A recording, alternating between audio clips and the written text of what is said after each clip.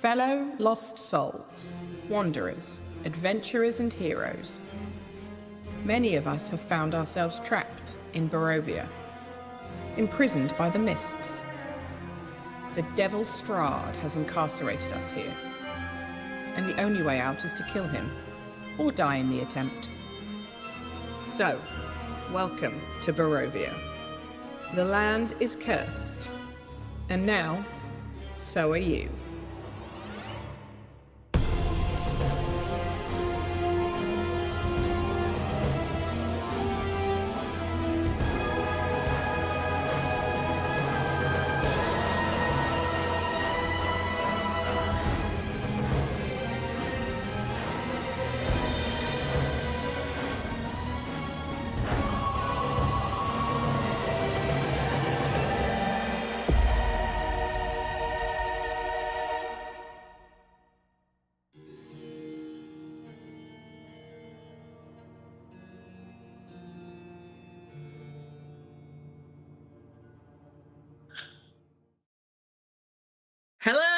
Hello friends.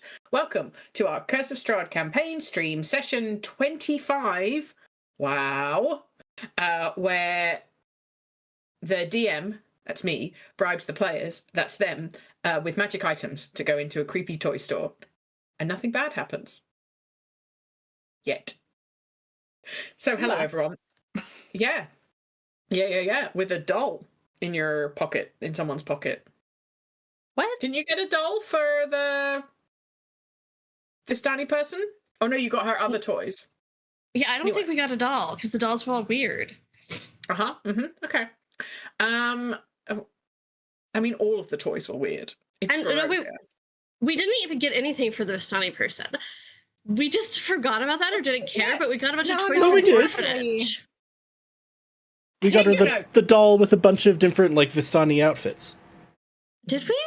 Yeah, well, it wasn't doll. It wasn't one of the porcelain style ones. It was more like a Raggedy Ann with clothes, I think. Hello everyone. My name is Debbie. I use she, her pronouns. We went real deep, real fast. I'm gonna get us back to the shallow water. I am the Dungeon Master. Let me introduce the wonderful players who definitely remember what we did last time. I don't. They hopefully do. Folks, feel free to introduce yourself and your characters. So say hello, everybody, to Lena. Hi. Yeah, I'm Lena, and my pronouns are she, her, and I play Mari, who is a tiefling rogue, and her pronouns are also she, her. Great. Say hello to Adam.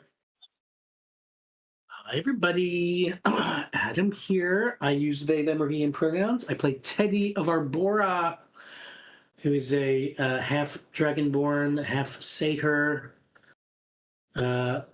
cleric / fighter, and he is okay.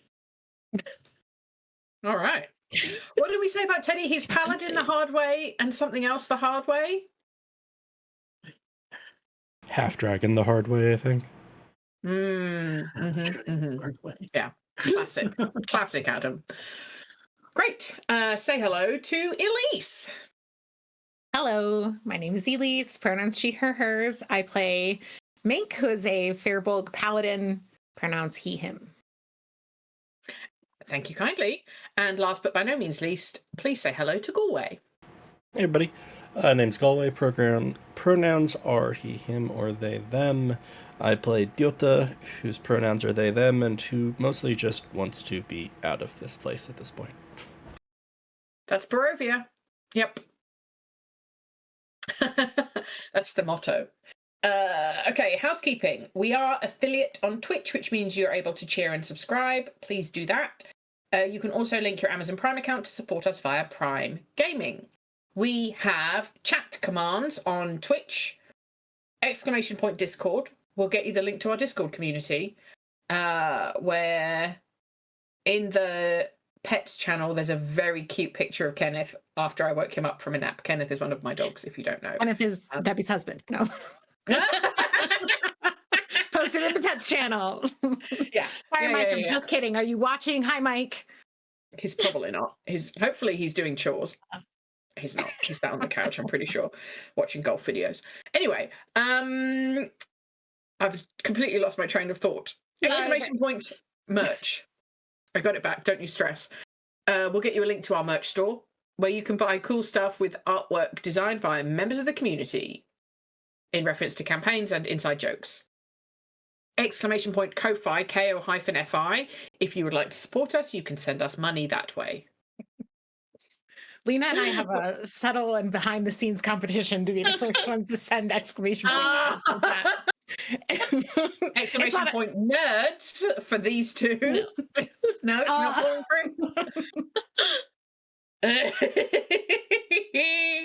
And last but by no means least, exclamation point donate. Galway, this is pointing to the Colorado Immigrant Rights Coalition. In our current political climate in America, right now is a very important time to be able to help protect some of the most vulnerable in our society. So, as always, we encourage you to, if you have the time, the energy, the resources, reach out, take a look at that. And as always, look for an organization in your own area. A lot of us are based in Colorado, so we shared this one, but there's lots of organizations doing similar work in your location. Wonderful. Thank you very much. Okay, so welcome in to Curse of Strahd. Have I frozen? No, You got it now. But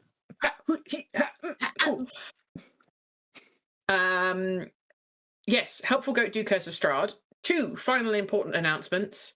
This is intended to be a horror stream that may not be suitable for everybody. Our themes today, it's Barovia. So, general non-specific ominous danger, non-consensual relationships, vampires, weird people being weird. I don't think that's a content warning. Okay. today it is. It's just like us. Yeah, right? But not nice, funny, weird. Like unsettling, potentially dangerous weird. Not funny, ha-ha, funny, weird. Okay. And last but by no means least, music, if you hear any, is from Tabletop Audio or Kevin MacLeod's Incompetech website, used under a Creative Commons license. Why is Goy laughing? What did I do? Just when you said, and music, if you hear any, in my mind just like feels like is the products of your own deranged imagination. Yeah. I haven't put music on for like the last 2 sessions, and I'm fine with that. So if you do hear any music at this moment, it is a product of your own deranged imaginings. Good for you. Right. Before we get into the recap, icebreaker question. Lena's I feel like you were pre-warned, Lena. So Yeah, I was. I just like immediately forgot I was supposed to be thinking about this. I'll go last. I'll come to you last. Yes, wonderful. Okay, so the icebreaker question today is: if your character could be any animal, what animal would they be and why? Could be or were, because I feel like in the setup yeah. originally it was any If your character was any animal, what would they be and why? Sorry. Are you calling on people or are we just going? Yeah, would you like to go first, Elise? Yeah, that's fine because we already set up that Mink's name is Mink, but as has been said overtly multiple times, this is a nickname that he earned during his soldiering times. And he was nicknamed Mink because his platoon kind of thought of him as this kind of like little kind of tag along who eventually like had a very violent, abrupt like introduction into the war and met it very violently himself. And minks, as people may know, are very cute, soft, fluffy little cute beings that are also, for their size and weight, extremely powerful predators and vicious. Okay. Yeah, that sounds like Mink. Just a really happy way to start your icebreaker question. Yes, very good, very good. Adam, what would Teddy be? Yeah, I guess a mink.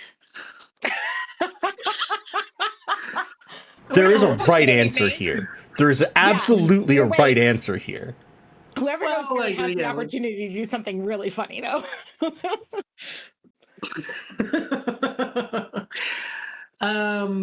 Yeah, maybe like a hybrid of like a Pegasus and a teddy bear.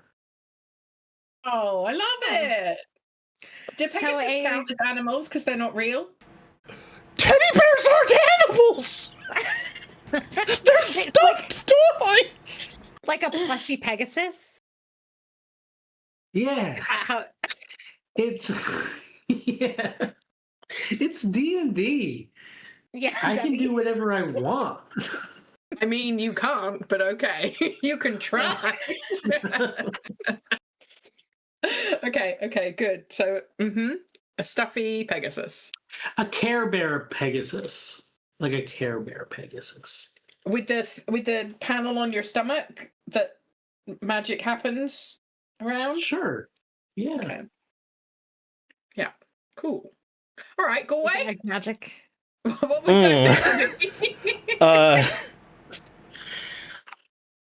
It's I think that increasingly over the course of this campaign, I think Diota started as like an owl, and has moved to what is it? Vizcaja. What? I'm trying to put one on the overlay. If It's this is like a different language for a mink, though. That would be no, pretty no, funny. no. I'm sorry. It is a rodent. Okay. It's essentially it's a South American rodent that looks kind of like a rabbit and just always looks really tired and sad. Oh, that's the vibe. Yeah. Oh yeah, kind of like a chinchilla bunny mix, is what it looks With like. to me. depression. With I think depression. chinchillas, like by default, have depression, right? Chinchillas are like some of the most fragile pets you can get. I'd be depressed if I was a chinchilla. I don't want to think about pets having depression. That's terrible. I mean, humans have it, so why not? A bunch Yeah, of but us have it. it's okay if we have depression. We deserve it. Whoa. Whoa. Okay, it's all getting Oscar very today. awkward and bad.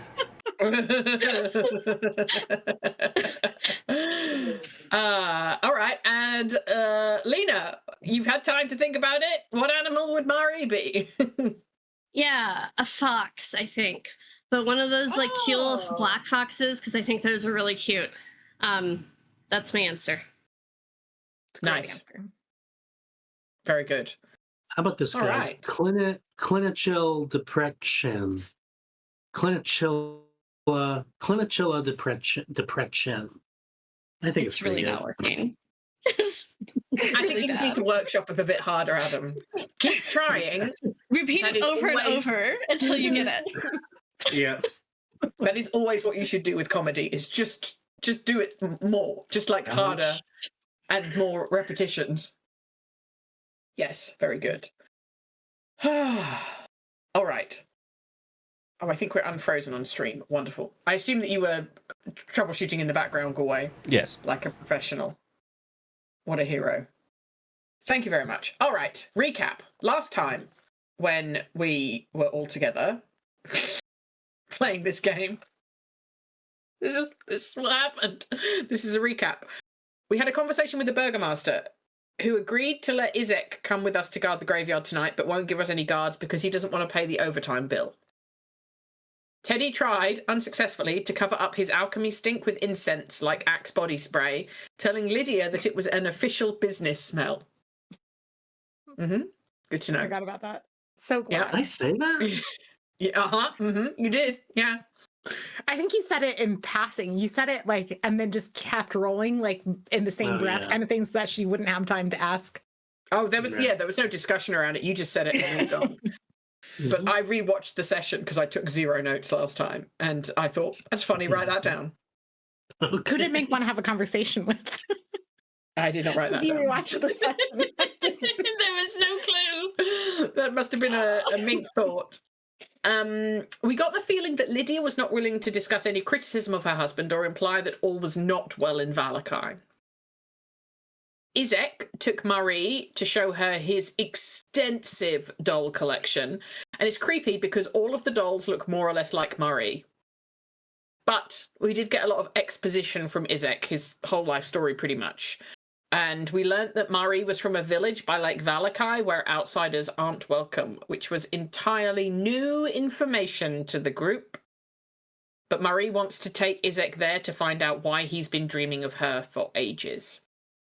Diota investigated Izek's arm because it's different to his human body. It's red and patterned and clawed and makes fire, and learned that that arm is a physical manifestation of his infernal heritage.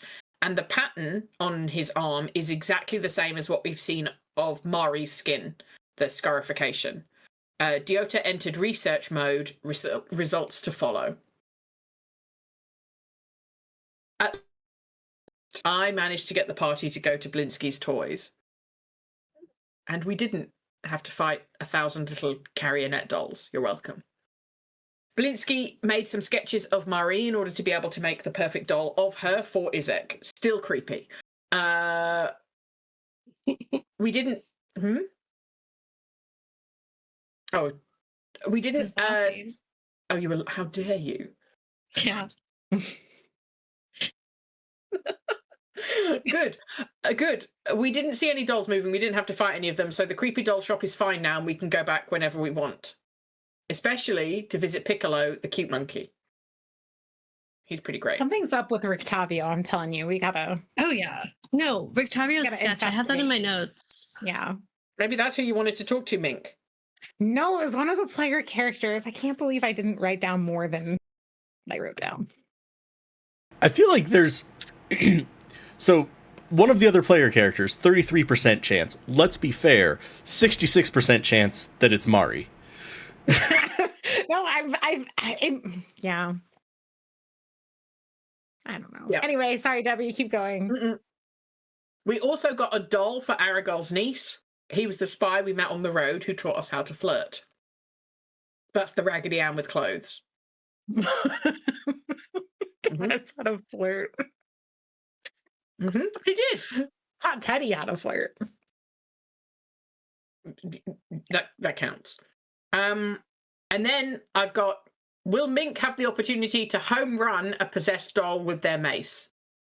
Maybe. Will Izek be drunk when we meet him in the graveyard later? Probably. We got a fuck ton of magical items. See how well you are rewarded, everyone, when you do what the DM wants. It's bribery. It's plain and simple. So you're saying that if we do what you want, you're going to keep giving us good things, like 100% of the time? If you keep doing what I want, yes, you will be rewarded. 100% Your of the definition of a reward and my definition of a reward could be different. One of the things you reward. This sounds like intermittent reinforcement at best. Yeah.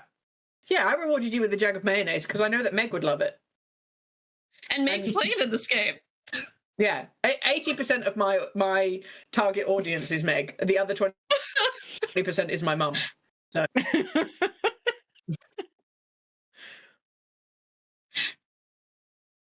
That's really what matters, I think.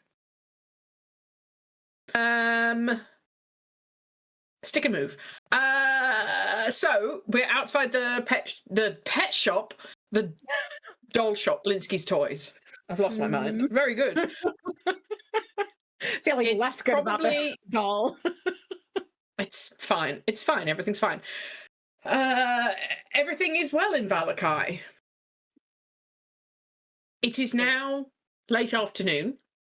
You have an invitation to go for dinner with Lady Watcher tonight. So that could be the next thing on your to-do list.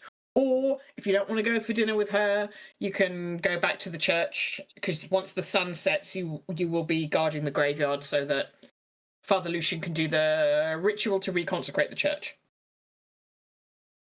So it's up to you what you want to do.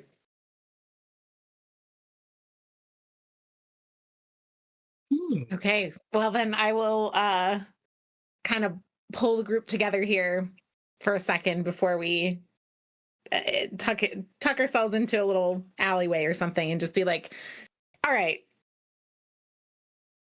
dinner or no dinner at Lady Watchers? What are we doing what the Burgomaster wants? Are we spying? Are we getting more information? Are we just saying, fuck it, we don't work for this guy? We don't. I mean, is he even paying us? Yes. Oh, actually, like he offered us how much money? Gold that we could spend in Doom is, I think, what he said. Debbie, is there gold that you can only spend in Doom? Would I know that? Just, we said where would we spend it because there's nowhere here to buy things, matching items, and he said Doom you can. I don't know if he gave you a number. If he did, I didn't write it down.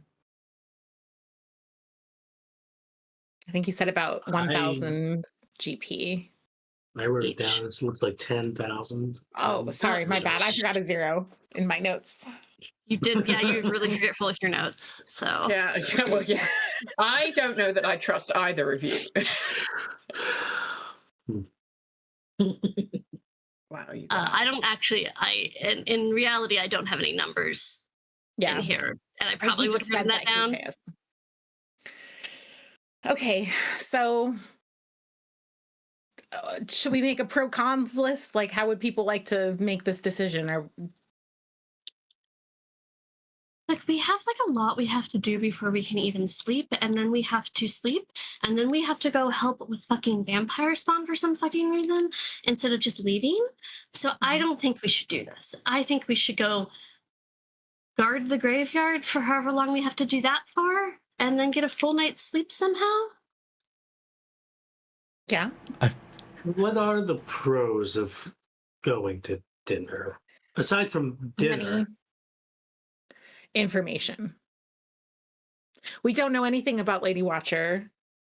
We don't know whose side she's on. We have a vague sense that maybe she was seen with one of the devil's consorts.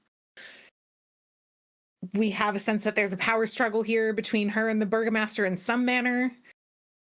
And she wants us to go. So there's also the very real pro that we will not be pissing off two powerful people by not going. Because we told the Burgomaster we'd do it. And Lady Watcher didn't seem to make it sound like it was an option. All good, Lena? Yeah, I know how to sit down. We're not even staying here. Like, it doesn't matter if we piss them off, right? Like, unless we don't go and then Burgomaster, what's his name, doesn't send troops tomorrow. That would be wild. Do you think he'd do that? Did you? Yeah. He seemed extremely competent and well put together. Yeah. But okay, but if he does that, we're going to die, and then the vampire spawn are going to tear apart his town. No, if he does that, we're going to run away. And then the vampire spawn are going to tear apart his town. Yes. Yeah. I believe in good, not suicidal altruism. I bet we can lie enough to the Burgomaster. He did not seem particularly cunning. I have a really high charisma. Yeah, so we tell him we went to Lady Watcher, but there's no time to debrief him because we have to get ready for the fight. And we don't go. Gyota's gonna just, like, reach up, and they're just gonna, like, rap on the side of Graboa, who is going to spit out 3 Tarokka cards. The Bishop, strict adherence to a code or belief, those who plot, plan, and scheme. The Rogue, anyone for whom money is important, those who believe money is the key to their success. The Enchanter, inner turmoil that comes from confusion, fear of failure, or false information.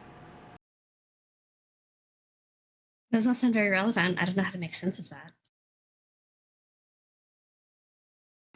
Graboa is flipping through the little guide to Tarokka. Not Gyota, Graboa. With the little paper chain arms. They unfold like origami to be the pages of that book. Oh, that's cool. Okay. So in the pros column, we have money, not pissing off two powerful people, which could also have the consequence of securing We don't know that this is a pro or a con, but we think it could be securing the aid that we've been promised for tomorrow. Dinner. Potentially information. And the cons, we have walking into yet another viper pit with no idea of what we're getting ourselves into. Exhaustion. Time. Depending on the cook, dinner.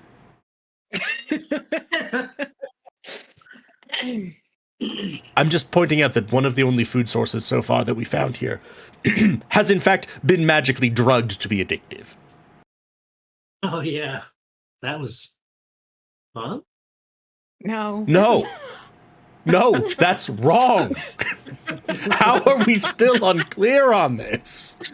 That was That's what bad. the question mark was for, is that it wasn't fun. I think we could at least pop in. Could do a pop in, right? This isn't like, I don't think this is like a party where there's going to be other people. Like, I think if we pop in, they're going to then notice if we like pop back out pretty soon. Maybe we have some sort of, how like you go on a date and you have a friend who's like on tap to like call you with an emergency so that you can get out. Maybe we have something like that. Someone comes by with an urgent message. Are we suggesting we go find Isaac and ask him to come pound on the door? We really need. I feel like Isaac isn't the one to do that for us, but maybe what's her face would know something about this or would be willing. I don't know. How do we leave things with her? Not great. The crow lady. Really good. Not great. No, really not great. She had information for us, but was only willing to exchange that if Mari told us the important thing that she's been hiding from us, to which Mari basically said, no dice. She was crossing a lot of boundaries. It was more really or less weird. flipped her off on the way out. Like, why was she talking about like such personal things? She's not involved in our lives. So not great. On the other hand, I did promise to work on her ledger for her. How about Rictavio or Melavage or Gruboa? These are three names I see in my notes. Magic Monkey Man who were sketched out by? A child. Yes, a child. The only thing that can possibly keep us safe if this goes bad. Our MVP. All right. No, but Milovan is like an adult. He's a young adult, right? Or an old teenager? Yes, so he's a young adult. He is technically. We'll have the old teenager, young adult do it. Let's just pretend we get a message, a psychic message. People sending spells. We can be like, there's trouble. We could also just say that we have something we have to do at a certain point. Yeah. Let's face it, most of the things that we're going to then need to be moving beyond that, if the concern isn't just time, we're probably having to fight our way out anyway, so, Pat's Graboa. Okay. Who does spit out another Taraka card at that. The Merchant. Oh god. A rare commodity or business opportunity. Deceitful or dangerous business transaction. Sounds like Lady Watcher. Okay. What I'm hearing is we have one clear vote for no thanks, one clearish vote from Teddy for like, yeah, we might as well, and a lot of unclear omens from your Magic 8 Ball.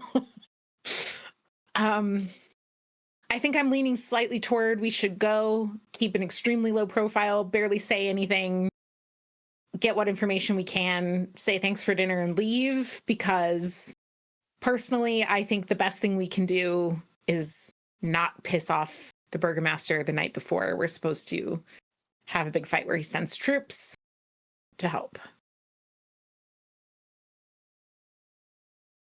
Makes sense to me. Sure. Okay. Everybody is going, myself included. This is a pep talk to Mink. I'm sorry that I'm making all of into it, but I think we're just so pleasant and non-confrontational about any of the bullshit she says, right? That's Yeah. the vibe. Okay. I'm always pleasant and non-confrontational. Yeah, Mari, that's true about you. That's the Graboa is going to spit out one last Taroka card, which is the Torturer. The coming of suffering or merciless cruelty, one who is irredeemably evil or sadistic. great. Well, I'd also like to point out, just to, if people listening don't realize this, Sarah, I have this set up so that the Taroka cards are randomly being selected. This is not me scanning through for things. okay. Should we take something? What do you mean? Like drugs? Like a plate of food? We're going to dinner. Should we take bread or some wine? Does anyone have any last scraps of addictive pie that they've stuffed in their underwear or anything? I stare at Mari and do an insight check on whatever her answer is. I don't. It got thrown at the lake or something. Oh my That's a god. natural fucking one. Jesus Christ. Mink is convinced that Mari has pie in their underwear. Oh, no. I don't. God. Guys. But Mink thinks you do. Where else would you keep your emergency pie? This is... I mean, I guess Horrendous. like bras or like pockets when you don't have pockets. Can it be that underwear? Sure. Top underwear, not Okay. bottom underwear. That's fine. Okay. Bra, That's fine then. bra pie. The idea Yeah, of bra pie pie. stuffed into your bra is just insane. Just why one of your boobs look much bigger than the other, and They it's have because to go, there's a like, whole pie in And there. slightly triangular. Between, I guess, like this little sports bra style. It's just one uniboob. Okay. Great. Oh my god. Mink is immediately distrusting. I can't. What a terrible time to roll an out one. We're not What a restarting the pie perfect discourse. We're not doing it. But I am going to keep a closer eye on Mari Oh my and God. see if she does anything suspicious about regarding her food. Okay. All right. Is it time to go to dinner, or do we have any time before dinner? If you wanted to go to like the inn to get a bottle of wine, you would have time for that, but you don't really have time to sort of do anything else. And the inn is kind of on your way as well. And so is the. Could we drop off the toys for kids at the? The orphanage, I think, is down near the church, and you're at like the central Okay. crossroads of town. So you're Alright. like here-ish, I see. and the inn is right there. That Yeah. orange building is the inn, and the orphanage. Oh my god, hey book is down here, and you're going to the Watcher House, which is down here. So you would come down Okay. this path, Got it. just here, to get to it. Mhm. Okay. Yeah. Let's pick up a bottle of wine and Let's do it. go to I dinner. like cheap wine because we just spent a bunch of money at the toy store for some reason. Fine by me. I've never been able to taste the difference anyway. All right. So now I need to look up how much wine costs in Valakai. Good-o. I know that it's written somewhere in here. Control F. I don't know that you can control F a paper book. Control Yeah. F, Debbie. I can skill issue, Debbie. Yeah. Yeah, I suppose I walked into that. Ah, cheap wine. Purple grape mash number 3 is what it's called. Why is there not a price here, you scumbags? I think they sell it by the pints. I'm not sure that they sell bottles. You can bring her a pint of wine. That's totally normal. Mm-hmm. Yeah, in like a tankard. Yeah. Aha, here we go. They don't have open container laws here, do they? Purple grape mash number 3 wine is 3 copper a pint. But we can't get a bottle? you can get a bottle. How much pints is in a bottle? I don't know. 1.5? 750. Well, yeah, about 1.5. Okay. So 3 silver. So let's say for 5 copper. Sorry. 5 copper, you can get a bottle of purple grape mash number 3. Purple grape mash number 3. All right, Cool. who's paying? I've got copper if anyone wants me to go ahead and just burn it. I don't know if anyone else already has copper pieces listed. Let me take a little looky at Teddy's character. I don't think you've got any gold left. Because I think you had 2 gold. Broke. And now you have no gold, I think. I just have I some do gold. see it. So what about copper? 0 gold. I have 8 silver pieces. All right, I'll go ahead and just drop 5 copper, copper for this, and we'll go from there. Very good. So you have your bottle of purple grape mash number 3. Should we poison it? Sure. Do you want to poison yourselves as well? Why do Mari, we that have was to a drink it? It's a gift. trick question, and you failed the test. Wait, what was Oh. the test? And, you just toss the wine into the bushes behind, What? behind the What? dinner What? table. Okay, let's go, you idiots. We're gonna eat outside? Okay. Maybe. I don't know how Lady Watcher is going to entertain us tonight. Okay. So we poison it, and if there's bushes, we throw it into the bushes, and if there's not, we just toss it behind us anyways. I think we're not poisoning it. Oh, okay. I have poison if we need it ever. I have so many different types of poison and potion at this point. Why don't we poison yes. her then? Why aren't we Indeed. doing it? Okay, Yeah, that's not a main guess. That's not a main question. That's Neely's question. All right. I have a zone of truth potion. I have super sleepy powder. I think we just keep these things on tap for if we need to make a quick getaway and Lady Watcher is not letting us. Sleep powder would be good. Sorry, I like the zone of truth is what we'll use if we're attempting to flee. She's like, no, I'm not going to let you go. I'm evil. What the fuck did I just say? I mean, in evidence, but... All right. I think it's going to get a little rope and make everyone hold it and then start leading us like we're kindergartners to dinner.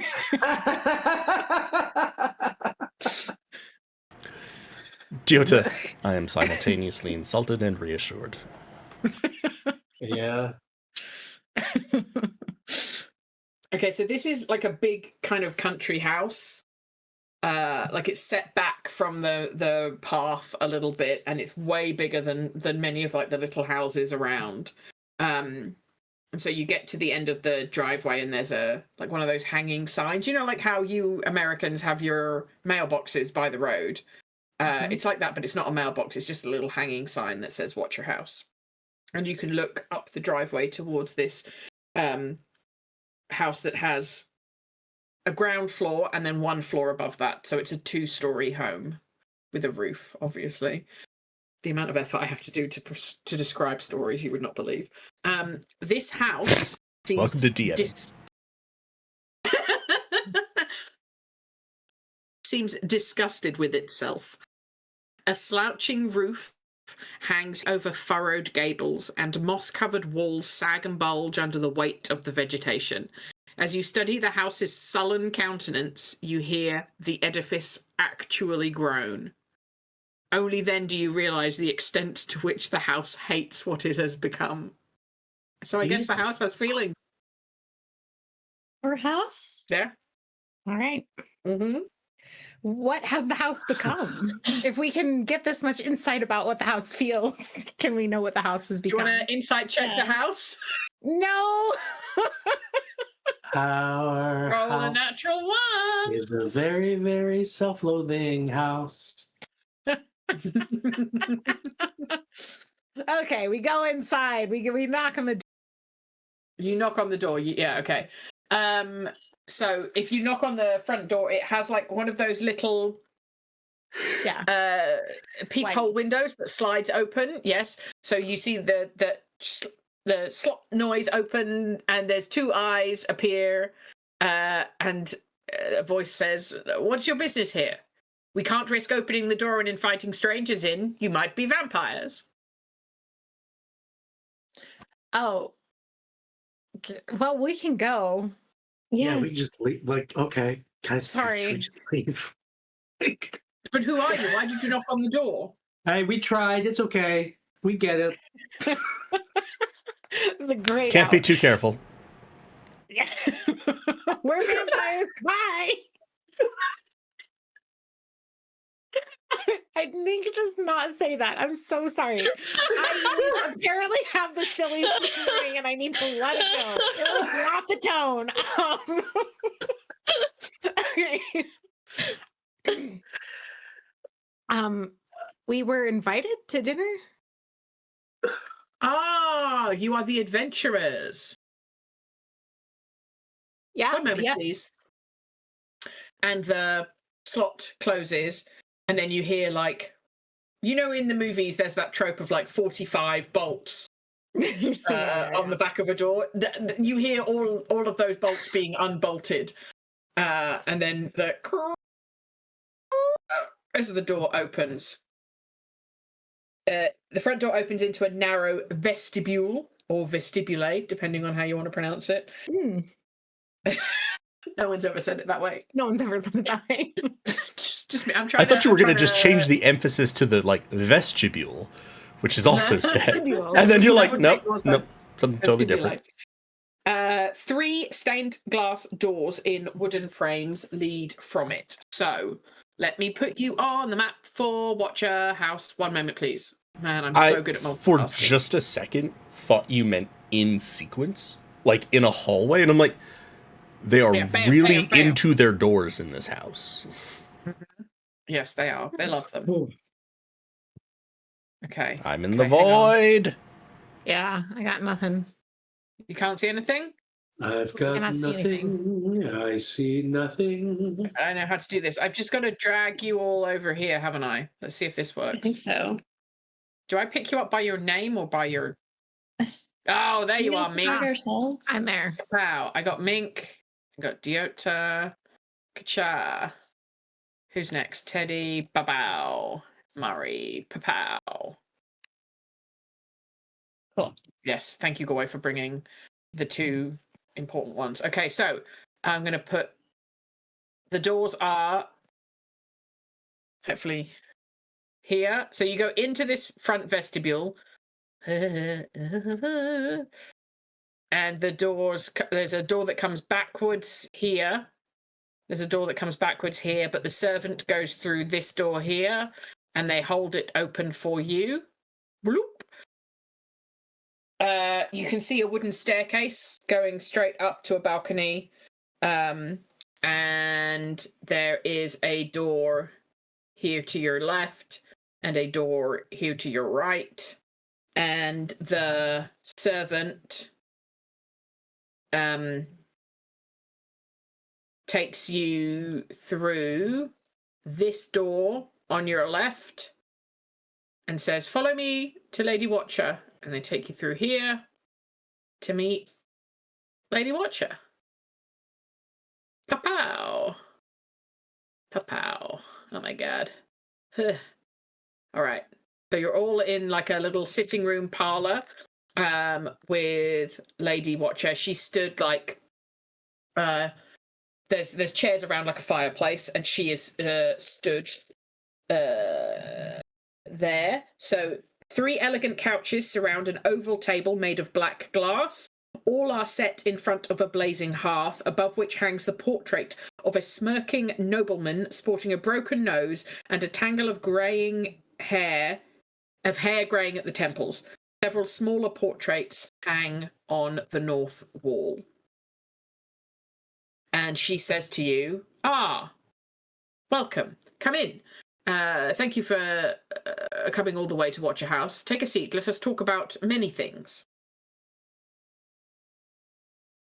There are multiple portraits. Is there just one portrait of this So smirking nobleman? above the fireplace is the smirking nobleman, but then like on the rest of the wall, like around it, are other portraits. With a broken nose. Mm-hmm. Do you want to look at the other portraits? Nah, this one's great. In terms of kind of marching order / where we are in the room, I think if that is like, I don't know if we're sitting around the little oval table or, but if that's This would roughly be- the configuration, Mink would My dinner will be not on the inside so that he has movement available. Does that make sense? You can move yourself to wherever you would like to be, by all means. I can't move other people's tokens though, so I'm telling you I would like to swap with somebody who is on the outside so that they can be on the inside. Like I can be, yeah. Here and Mari can be there or whatever. Yeah, cool. I got you. Yeah, or over there where Graboa is. But yeah, perfect. I'm leaving Graboa to like secure the door out of here. Yeah. Punch. Yeah, I'll glance at the other portraits. Do they resemble family members of this broken-nosed person?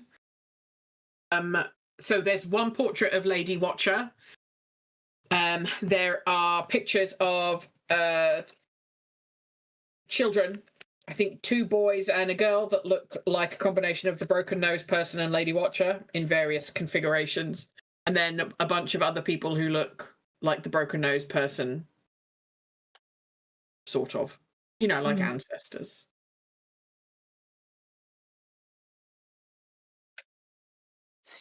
Family portraits? Oh, yes. That's our family. Above the fireplace is my late husband, Lord Nikolai. And then those are my sons and my daughter, and those are our ancestors. Lord Nikolai.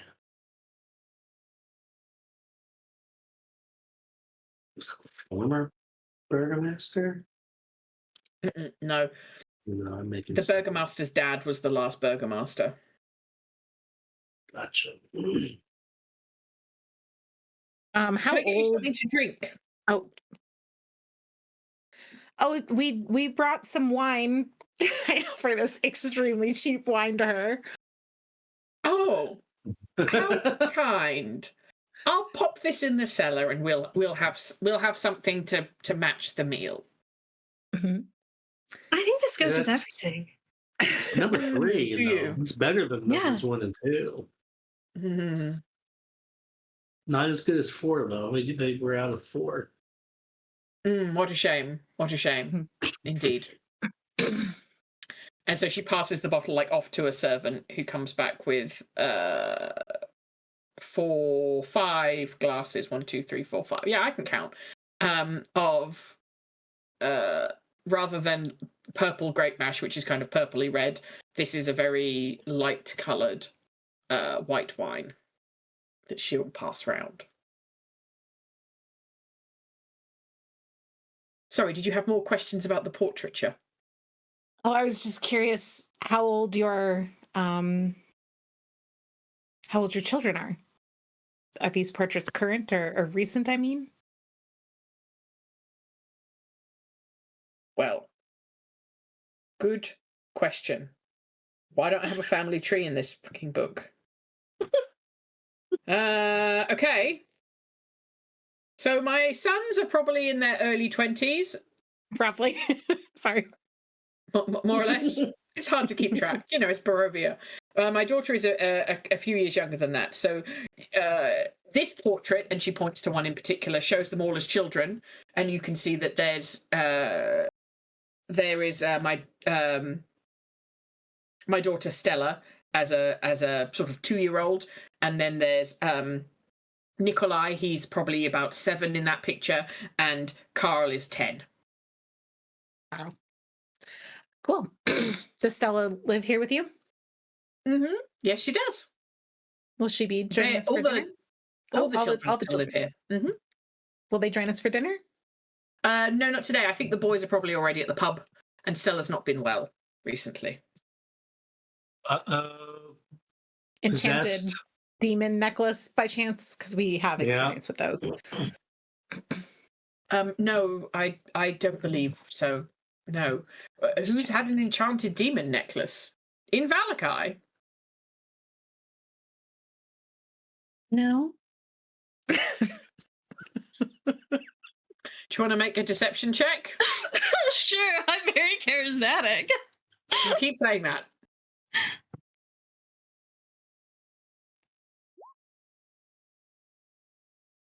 $17. Hang on.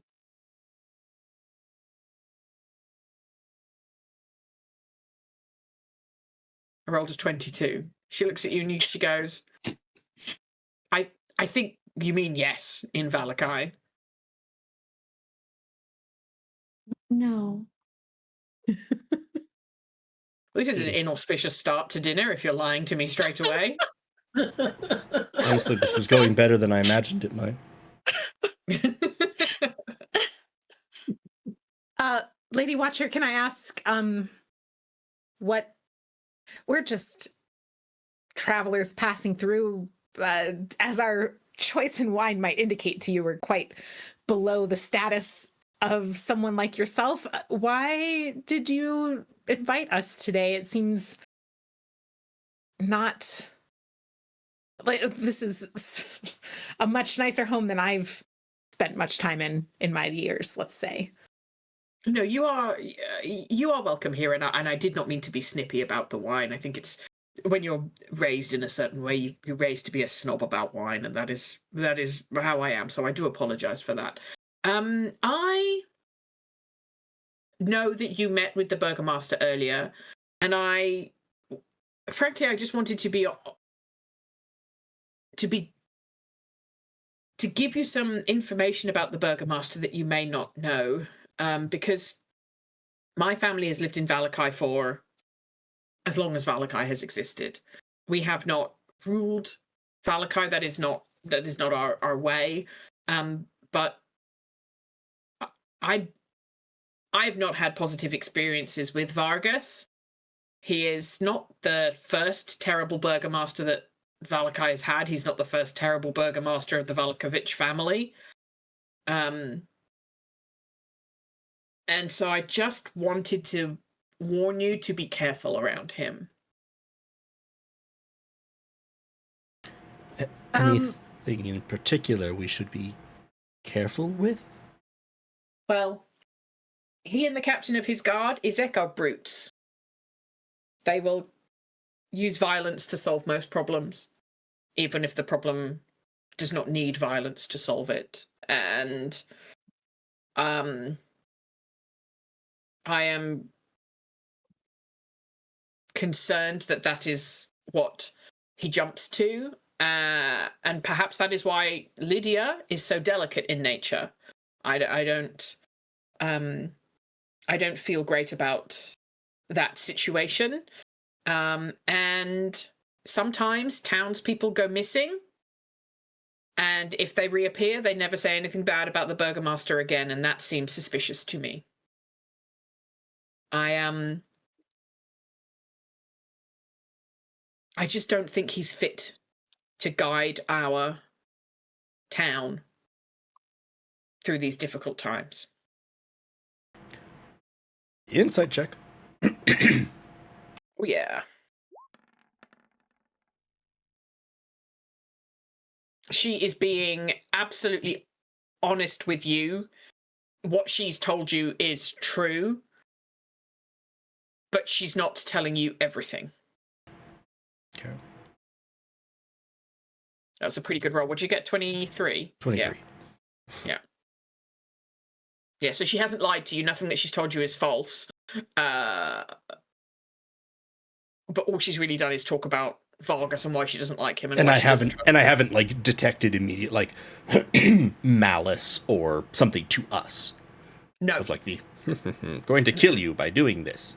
Okay. I see. If I might ask, what types of problems have he and the head of his guard resolved through violence that didn't require violence? Well, perhaps, let's say someone in the town asks why we're having a Wolf's Head Jamboree. That person will be put in the stocks and have rotten fruit thrown at them rather than having their question answered. That does seem perhaps a bit extreme. Tell me, what... We didn't get to interact with him much at the house when we were there. What do you know of his head of his guard? Izek, he is incredibly loyal to the Burgomaster. He's lived with the Burgomaster for years. They're not related, but he might as well be the Burgomaster's son for the loyalty that is shown. And he will do as he's told. He is a blunt instrument. And I think he enjoys fighting. He's certainly good at it.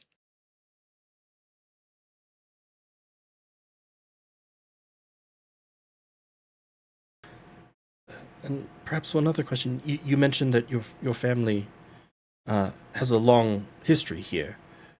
Why does the Burgomaster's family, the Valkovich family, have a similarly long history? Yes, indeed.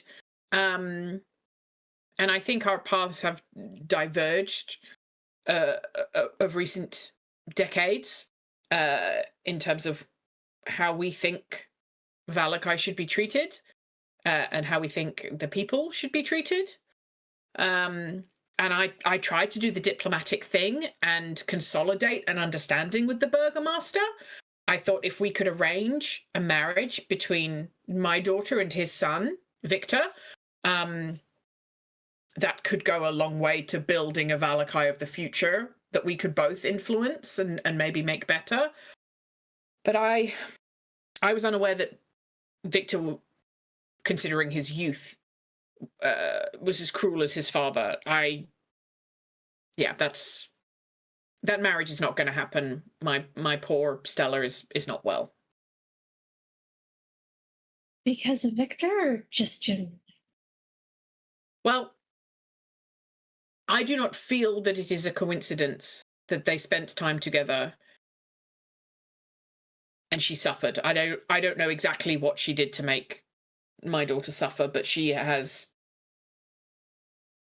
lost her grip on reality. Right, this is sounding more and more like a possession. You sure you don't want us to take a look? She's not possessed. What? It's not that I don't believe you, but what makes you so sure? Do you have some protection against possession that makes you sure of this? I have some low-level abilities that would allow me to assess a possession and perhaps manage it appropriately. I'm certainly not a cleric. I don't have any kind of restorative powers, but I am a little trained in medicine and religion and magic, and I know that this is not a possession. Some harm has come to my daughter that has caused her to retreat from reality.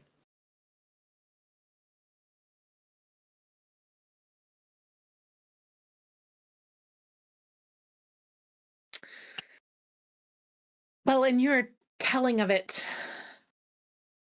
perhaps forgive me for bringing such an inauspicious person into the mix here in the discussion, but in your telling of it, there's been no mention of the man who makes Barovia Barovia. There's a lot of power at play, a lot of competing power at play, and the devil's not welcome in Valakai under the current burgomasters. Ignored. Blind eye is turned to him, it seems. And at no point in your telling of any of this power struggle between yourself and the Burgomaster have we heard your take on that. I see no monster in the land but Vargas himself. I think his fear of Strahd is an excuse to get away with mistreating the people of Valakai. There are sure monsters in Barovia, but there must be monsters everywhere. You know, there are wolves, sure, but there are wolves in all forests, is my understanding. I believe Vargas is sowing a conspiracy to get the people to fear Strahd when he isn't. He's a negligent landlord for sure. He doesn't look after us, but I don't think he actively means us harm. I mean, I'll roll the insight check, but Mink ain't the one here. Let's go. Here's my nat 20 in the night.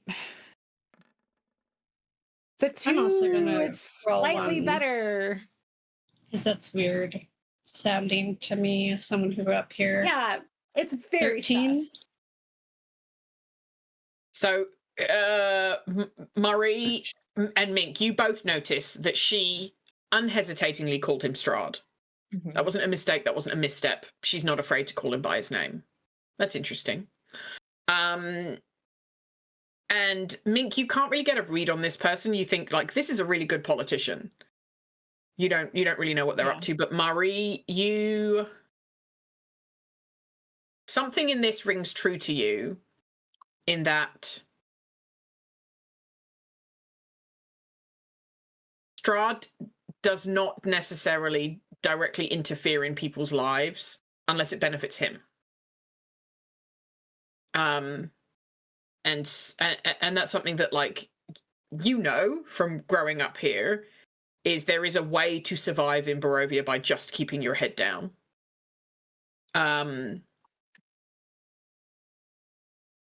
you think that Fiona believes that truly. She's not, like, bullshitting you. But you, Murray, know, like, given some of your newer experiences, like in the Death House and with the party more recently, you don't know whether, like, Strahd is just like a negligent landlord, or if he is the creature to be feared that Vargas thinks he is. There's two extremes here, and your experience is probably more towards Fiona's historically in terms of how you were raised, but your experience more recently is swinging you more towards Vargas. That even if he is perhaps not, fully the devil or great evil, he definitely is sadistic at minimum, and seems to enjoy a little bit of harm as a treat. Well, what he's done to Irina that you've kind of experienced is not negligent landlord behavior, it's abusive. Yeah. And like, but if Fiona's never experienced that, yeah, then she wouldn't know that. Well, and even the idea from what we've learned of setting up Death House as a let's mess with people when they get here and see if they're strong enough to be interesting. Yep. Yeah, not to mention just in general, Barovia is a bad place full of bad things. And like we, with the exception of Marty, come from a place where like we have experienced a not cursed land, and it is not like this, right? So there is a general oppressive force from Strahd over the land here that is negative on people's lives. He is ancient. And so he is the land. Yeah. He is. Even barring like the direct harm that he does to Irina and adventurers and people in that way, there is also this kind of passive effect of his presence that is bad. The entire line Anyway. well, that's Barovia. It's like, yes, for a reason. Yeah, it doesn't, not all places are like this, yeah. Okay. So Strahd's like never shown an interest in Valakai? He's never engaged with Valakai or attacked y'all or sent anybody to bring you into line. Like, you're one of the only kind of, I don't know, pockets of resistance, pockets where he doesn't have as much influence. And he's never done anything.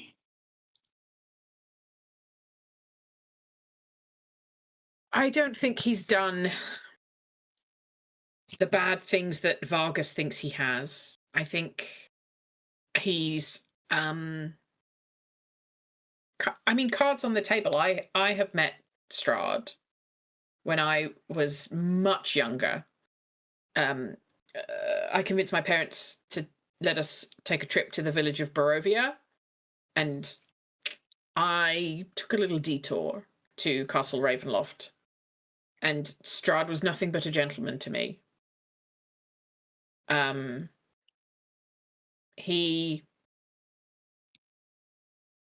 offered me a place as one of his consorts, and I declined, and he let me leave. That's fucking that. Okay. Does this sound anything That's but like what's happening to Arena right unhinged? now. You can roll insight. Yeah, I'm rolling insight again. I rolled a 7. Let me see if I have any cards for that. This seems like fucking like this is what's happening.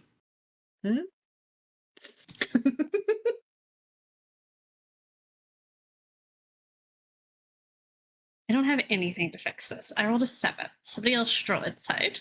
Yeah, I'm definitely going to. I'm also checking my cards. I'm going to check my cards. Yeah, most of mine are combat related, unfortunately. Okay, well, unfortunately for this situation, unfortunate when we get into. Come on, 10. It's hard to read. I mean, this is coming off as slightly unhinged, but you also get the feeling that this is part of a true story. She's not telling you everything, maybe. It's hard to tell. I want to check this, and I think I'm not sure if this is an insight check or something else, because we've had 2 people roll on just what she's saying, and I want to maybe approach it a little bit differently. That's kind of to that point of we've spent plenty of time with Irina. I've read, the sort of guide to vampires. We've heard not just from Irina, but from people generally about the devil Strahd and his personality and etc. I'm like, does this seem feasible? Does this seem like this is at all in line with the person Strahd? What you know to date, you can make like an just a straight intelligence. You can kind of brain box this out. 6. Dice are not on our side. They are not. The machinations of a extremely powerful vampire are beyond the power of your brain to comprehend. Even with a 6, though, you don't know whether he would have let her leave without something in exchange. Wow. That's just like base logic is he had this delicious meal on his doorstep and he let her leave for nothing. That doesn't seem right. That doesn't scan with anything I know. Yeah. That's just like basic, like powerful person interaction. Yeah, also, I would feel like we've gotten the sense that his machinations, aside, nothing from anything anyone has said to us suggests that Strahd gives an invitation. In the sense of that you turn down. Or that you don't, because he was very clear with us of like, hey, you're all here. I know you're all here. This is not optional. Yeah. Like you guys were having the debate before about whether the invitation to Lady Watchers for dinner was optional or not. And there's kind of grey area. Maybe it was, maybe it wasn't. If Strahd invited you for dinner, you're going. We know what the consequences are of not going. It is immediate death. Well, probably worse, yeah. Yeah, but like I was also thinking of someone wants to offer me their blood. I'm just going to mind erase you until someone does. So I'm like, this doesn't seem like. So I think that Dyota would sort of. It seems to me that the opportunity to become one of Strahd's consorts is probably fairly rare here. What how did that transpire?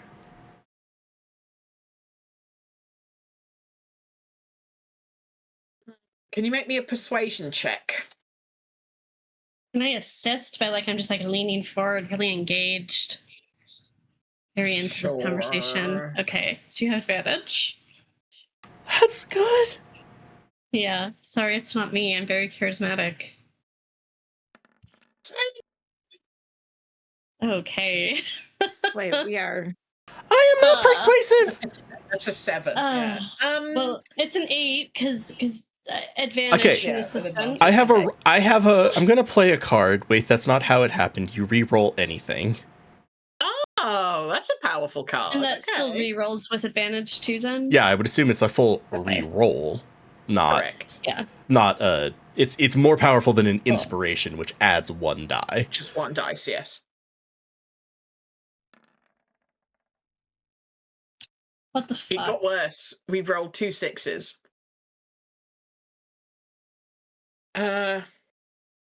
Look, I can see that for whatever reason, you have a certain opinion about Strahd. And I understand that. You've obviously spoken to the Burgomaster. You maybe have had different experiences Barovia than to what I've had. I think it's probably best if you leave at this point. Thank you for stopping by for the chat, but I don't think we're going to get any further. I don't think you're going to be able to help Valakai in the way that I think is appropriate. Okay. Okay. I do want to try one more thing, and so, and this is me talking this out with you, Debbie. I want to try to sort of reassert, no, I'm actually interested. Please, I'm sorry if this has come off this way, etc. I don't think from Diota that's a deception check. They're actually fascinated of, this is something I have not seen in evidence anywhere else. Is there a chance that, is there something here? To be clear, they are not doing it because they think that Strahd is a good entity. They're doing it in a, is there something we can use down the road? Diota's in research mode. Yeah, pretty much. I am not climbing on Lady Watcher's shoulder, though. Coward. I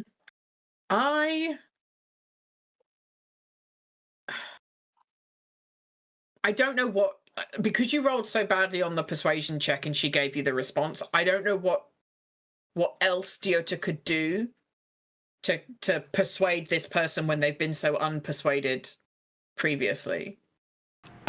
Okay, so let me go ahead and sort of do the thing I was going to do. And I wanted to, establish with you, I was not intending this as a deception roll. This is persuasion. And then you can see if you want me to roll again or how to do it. I am sorry that my tone conveyed this. We have had hard experiences here, and the image that I have received of Strahd is quite different from the one that you are forwarding. You have to understand that my question is one of curiosity. I have spent a very long life studying and learning. If there are other perspectives to this story, I would be intrigued to hear them. I understand also what you are saying about Vargas, that he props up fear of the devil to avoid questions into his rule. This seems, yes, clear to me, but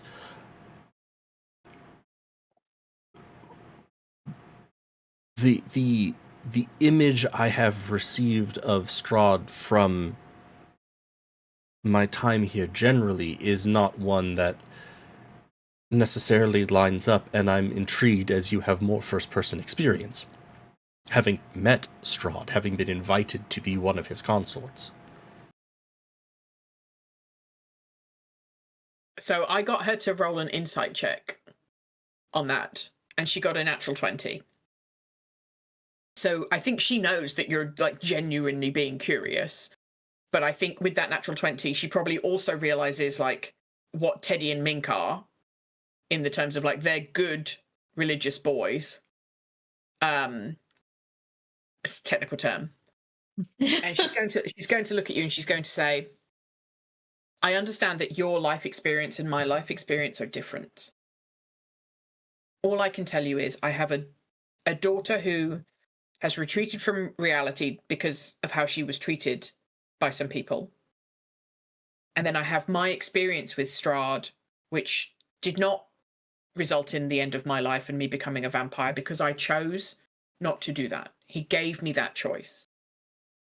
And I think if you're looking at like evil, there is one there that is clearly more evil than the other. I don't think I'm going to be able to help you to change your mind or persuade you that there are other ways of looking at Strahd. If you've decided that he's a vampire and he's a bad guy, okay, so be it. But he is I think he is a vampire, though. He is a vampire, yeah. Yeah. But I think my life, the evil that has affected my life is Vargas. And I don't think he's fit to govern or protect Valakai from any threat, whether or not Strahd is a threat from anything. I think that we never actually got past the original question of why you invited us here in the first place.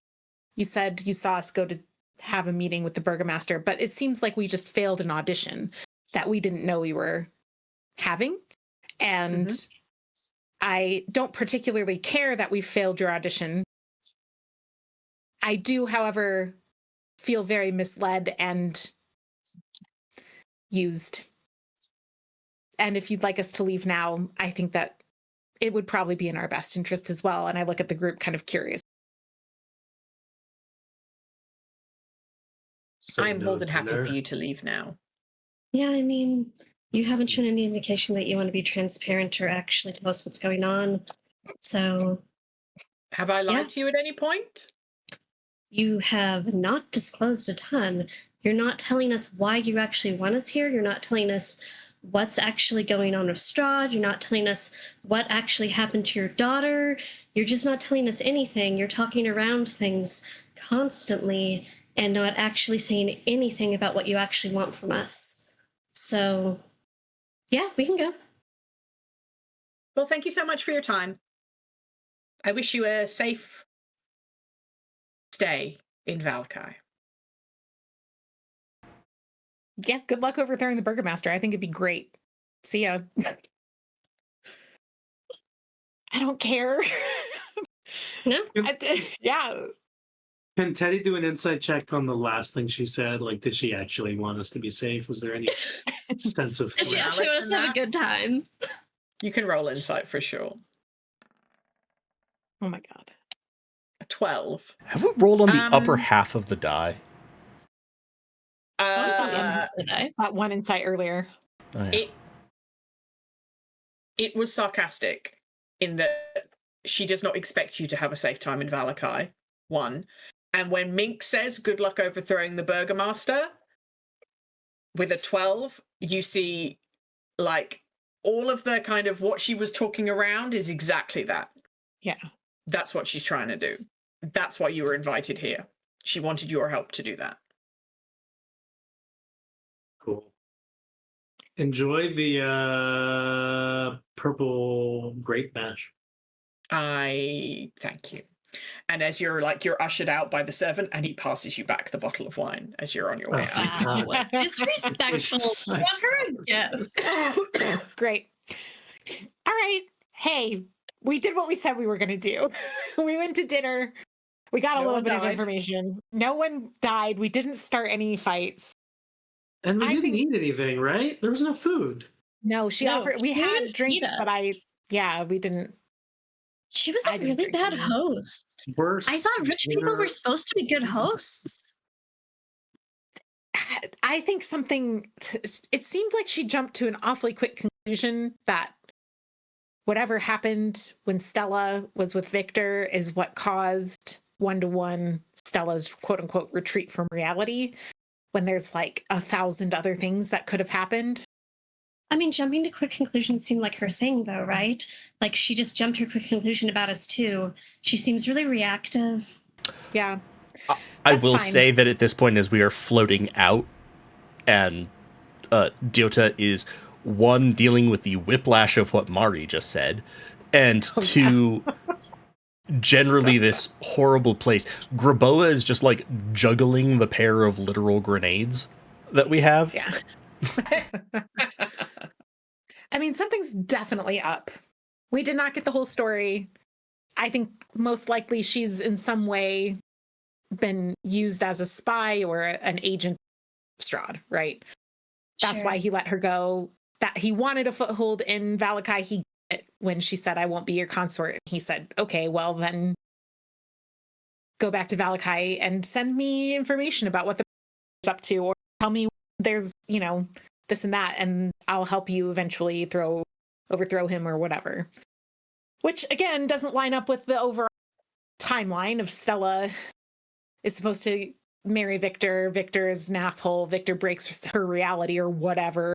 And then now suddenly Lady Watcher doesn't like Vargas. But it doesn't have to, like, we're leaving. This doesn't have to Yeah. be us. Whatever. Nope. They can do their weird. I don't know. Valakai be damned. Tomorrow we'll clean out we'll make sure that this church is safe as we can leave it.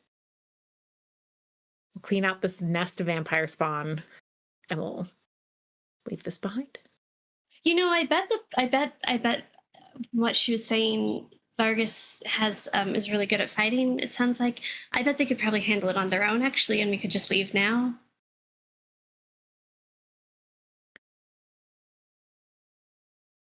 And we're right back here. I think Mink just doesn't answer.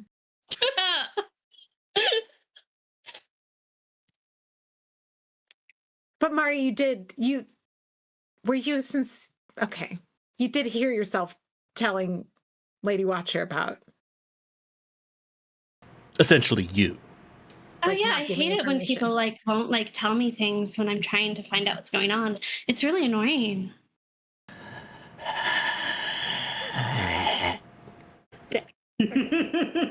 Okay.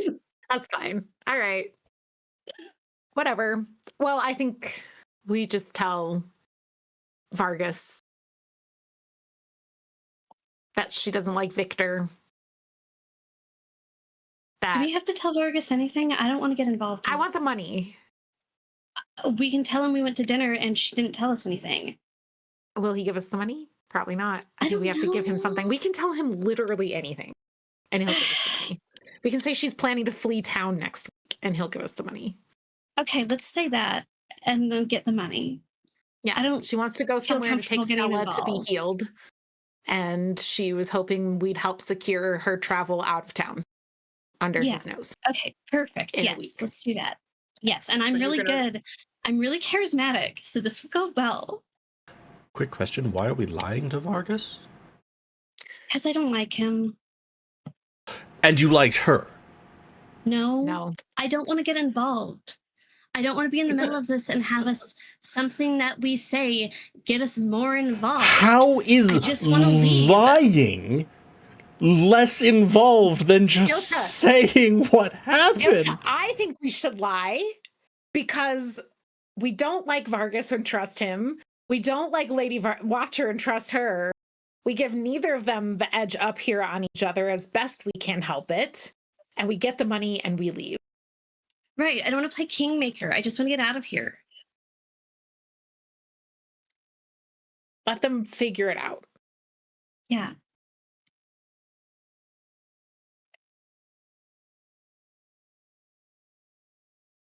What advantage do we get from telling the truth? That she wants to overthrow him, like, I just It's just going to give him an excuse to go and burn her house down, kill her kids. Yeah.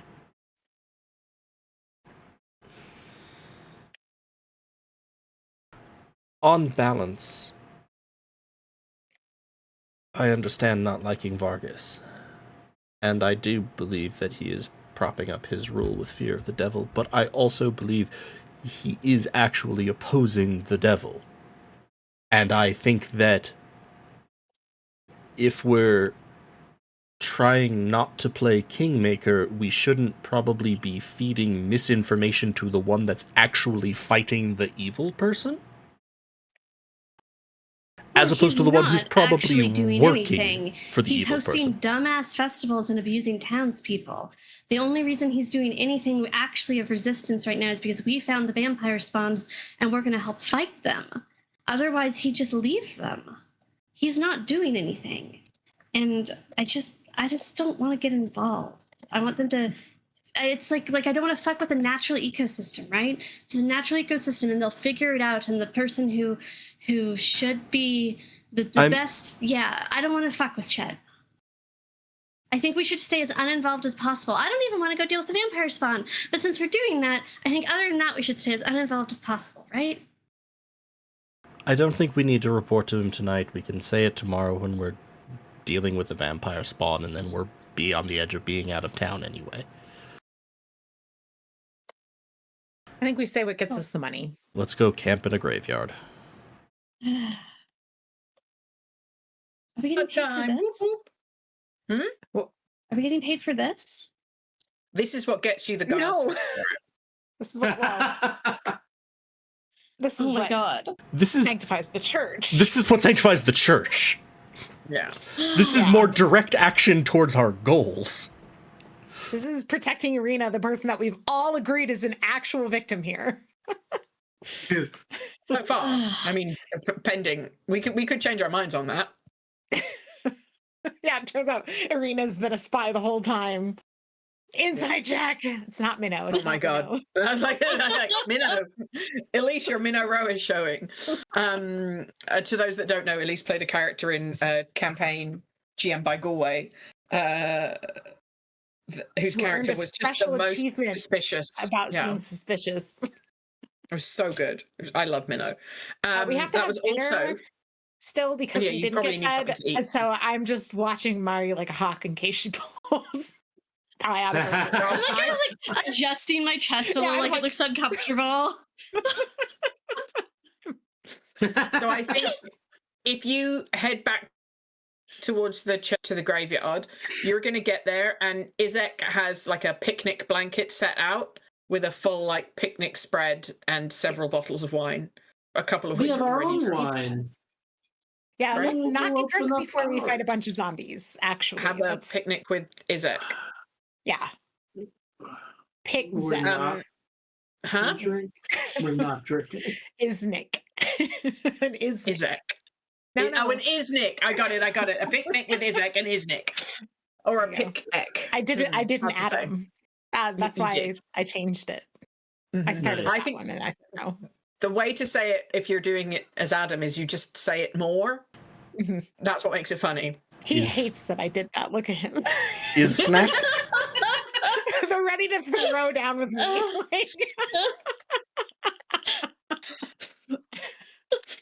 Do we want to take a break here before we go to our Iznik? Have an snack? Is snack. Yeah. All right, guys, we're going to have about a 10-minute break here, so we'll see you in a little bit. See y'all in a little bit.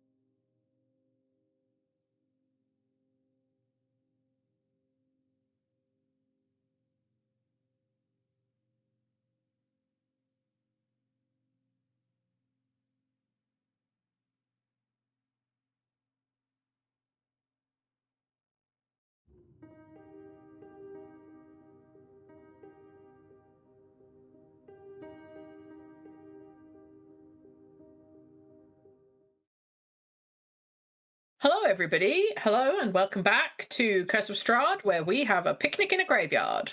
Yep. That's just how we do it. It's normal. It's nice. Very goth. Yeah. The whole of Barovia is goth. It's a gothic All horror, right. you guys. That's It is. This is literally the way. You guys hear about that graduation speech that David Foster Wallace gave? And he told that great little story, the parable about the two vampires in Barovia, and then the older vampire is walking by and he says, "Hey, Barovia's it's really goth. It's goth. The goth is really nice today." And the younger vampire turns to the other vampire and says, "What's goth?" Anyway, David Foster Wallace made some really great points about presence and goth. This is goth.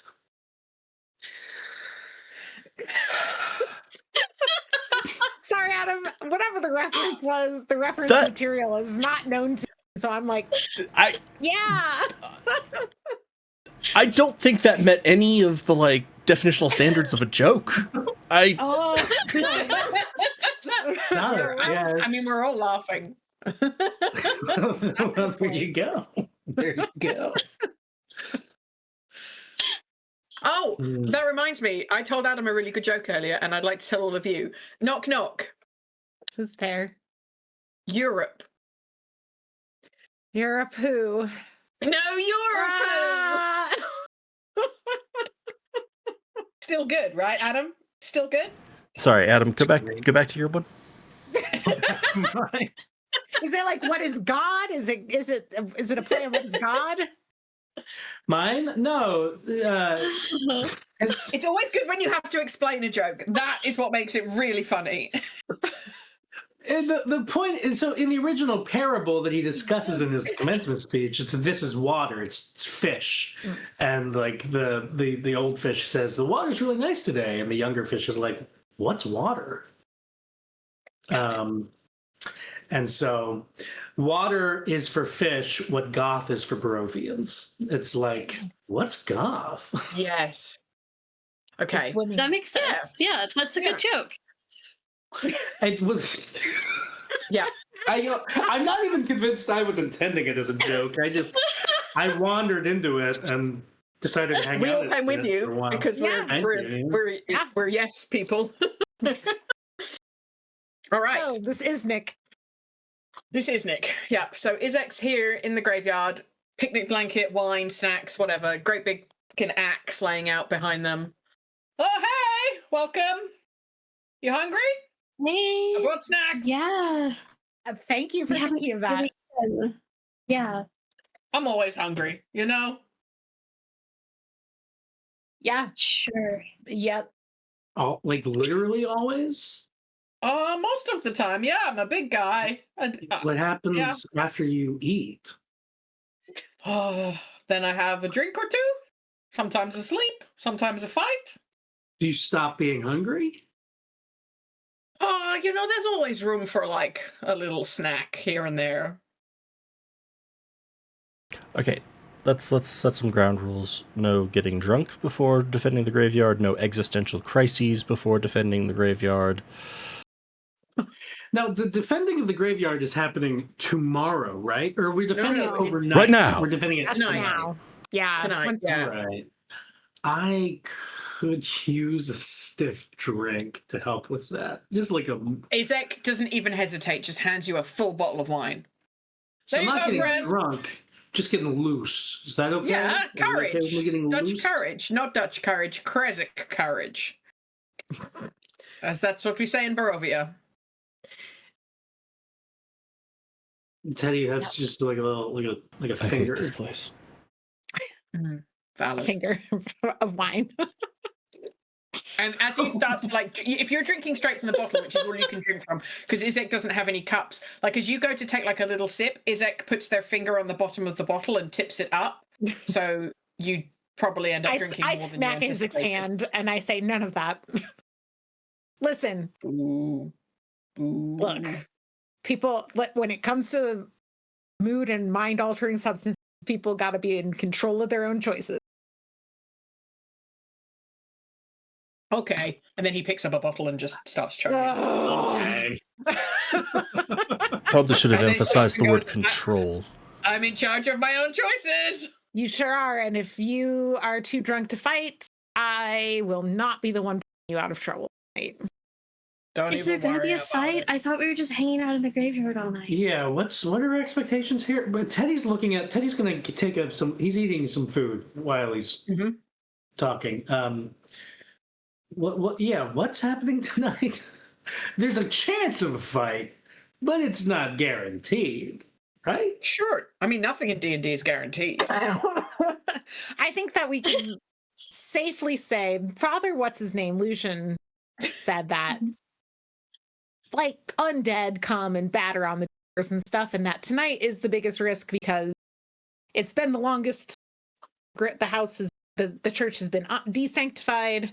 He's trying to re-sanctify it, so if there's some way that they know that the ritual is happening, they're going to try and stop it. / it's been long enough since it was sanctified that they might be able to actually today, right? So like just in general, we're going to that threat. Well, I got a scroll of spiritual weapon that I picked up at some point along the way. Great. I'm gonna go inside real quick and check with Father Lucian was going to make us 2 bottles of Oh, yeah. You can Bottles go of what? inside it.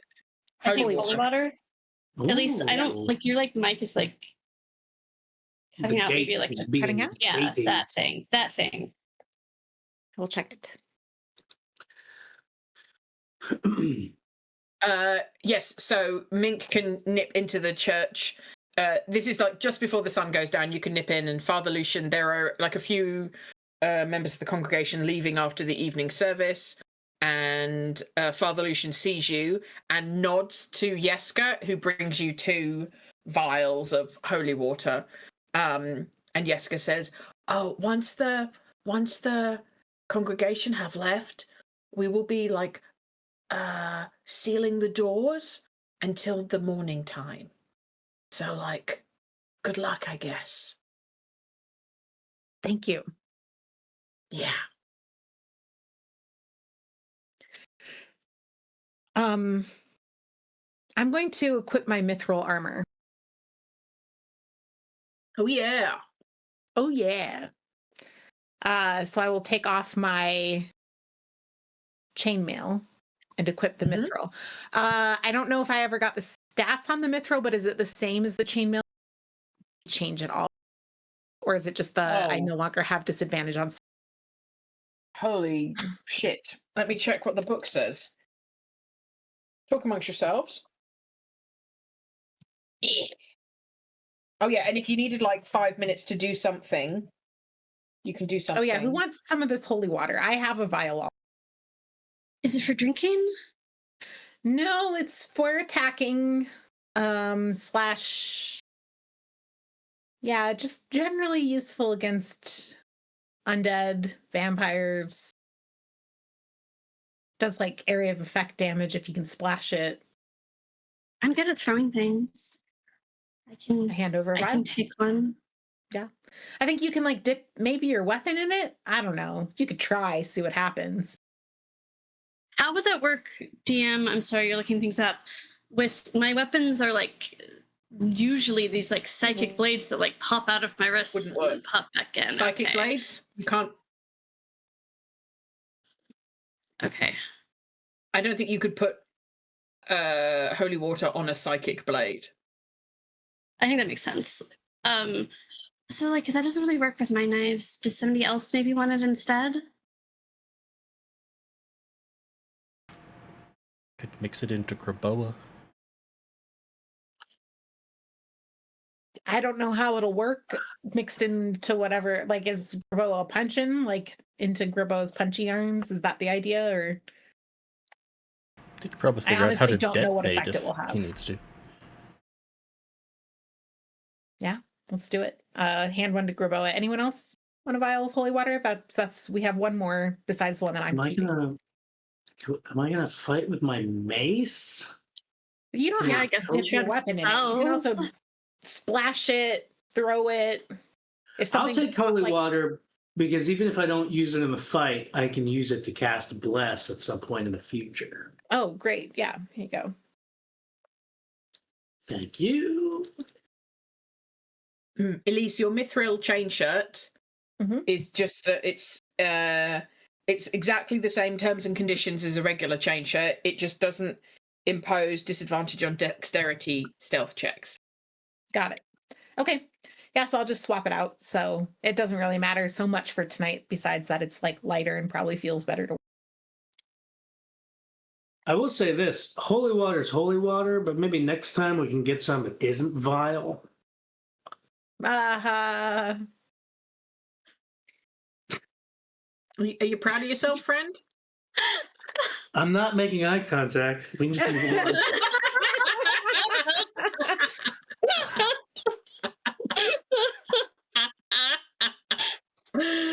Yeah. Yeah. Okay. New question. Go Yes. away. Had Diota put. Is my Morning Star currently a magic weapon? It's the +1 from your Artificer bonus thingy, Mabobber, right? Is still my weapon? I believe so.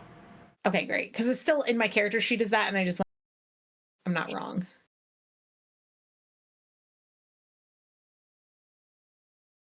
I really should list what my infusions are.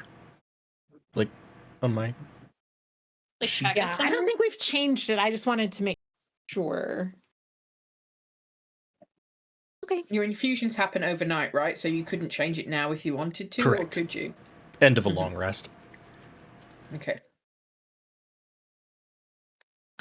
Last kind of equipment question. Anybody, what are we doing? Potions. I've got What are we 2 doing about healing potions? potions in my bag here. I have one already. I have 3 healing potions. Why do I have green smoothie of greater restoration, but I listed it. Do I have 0 of them? Should I remove it? Did I use it? Did We you give use it. that to Milivosh? Oh, he drinks Teddy's greater restoration potion. Wait, no, I gave it to Doru. Ah, mhm. We tried to I'm use it going to to- heal Doru. Delete that. But yes, I have 3 potions of healing. Okay. I think I'm already carrying a couple. I mean, I've only got the one, so how many do you have, Elise, though? You've got 2? I have 2. I think Teddy's got 3, Elisa's got 2, Diota's got 1, Mari's got 1. Yeah, something like that. it's fine. Whatever. It's good. Okay.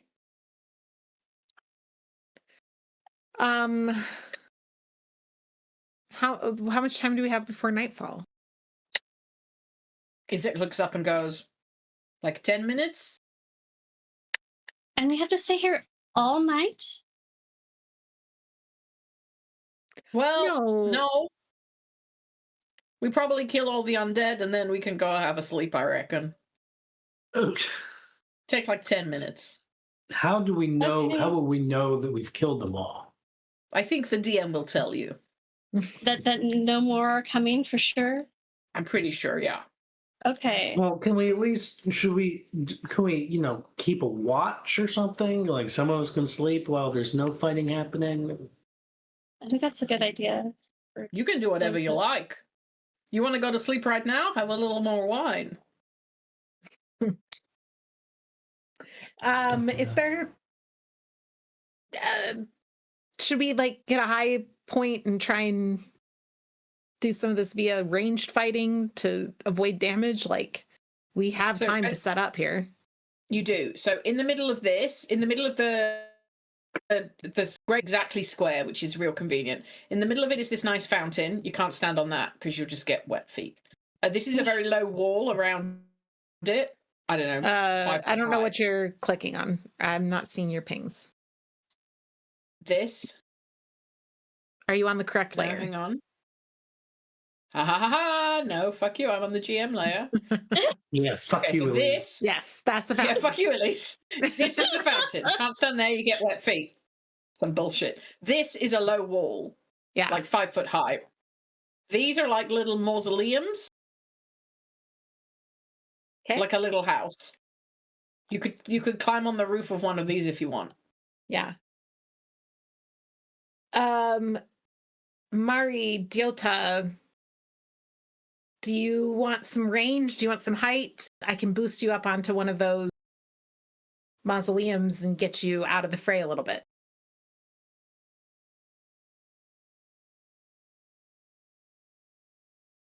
Yeah, I think I'll go get on one of these. Okay. Mink is very tall and very strong. Could easily An issue. basically just lift and boost.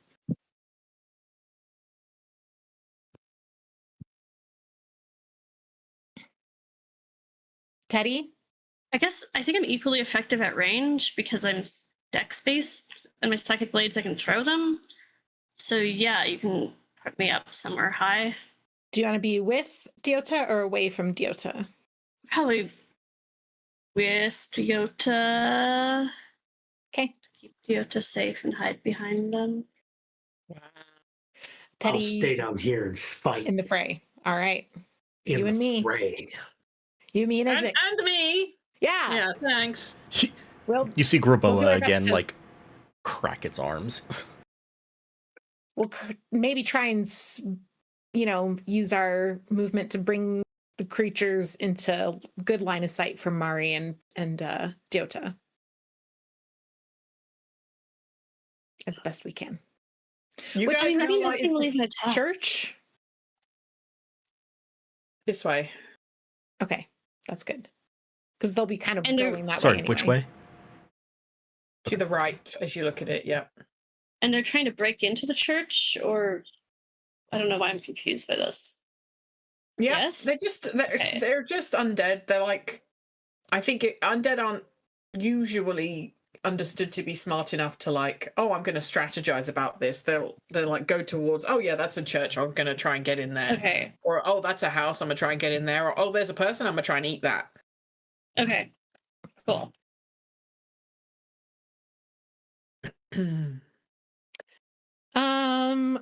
I'll use Divine Sense.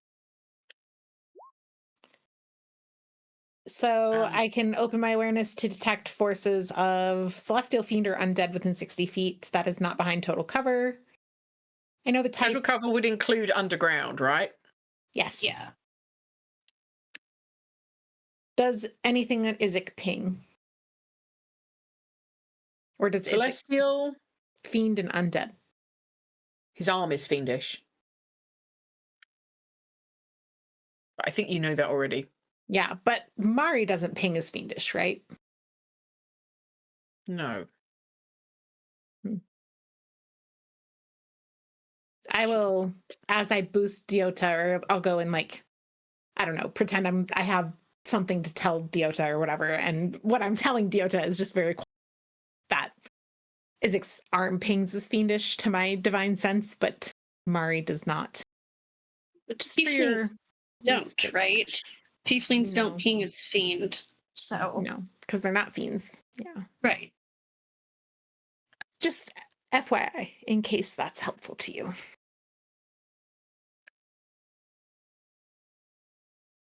Either of you, I guess. Okay. Mhm. Oh, guys, the sun is setting. I guess it's going to be time soon. Get your weapons out. Put your armor hat on or something. I don't know. And he has in one hand a bottle of wine, and in the other hand this two-handed like great axe that should take two hands, but this guy does not need two hands. Fabulous.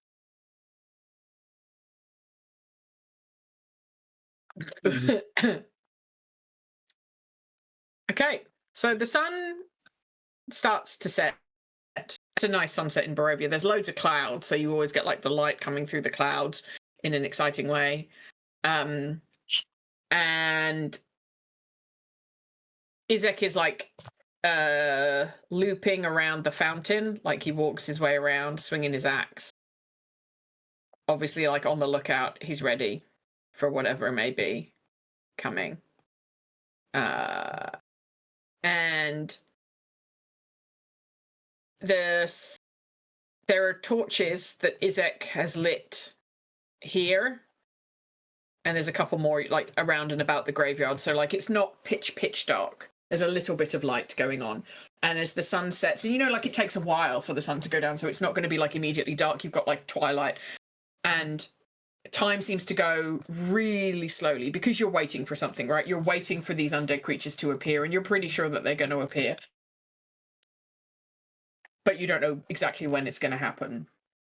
And it's probably like an hour later after you all get set up in your different locations, and Izek has just walked this whole time around and in different places, and you see him stop, and he turns to look behind you, Mink, and I just have to move some things from one layer now.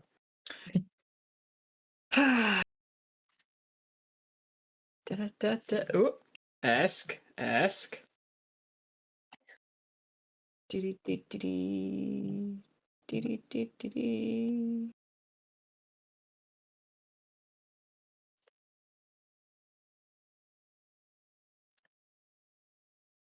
Okay.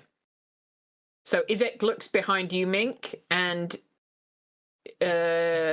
you see some skeletons start to drag their way out of the ground. Great. Let's roll. Wait, let me check that the thingamajig is clear. The thingamajig is clear. So let's roll initiative.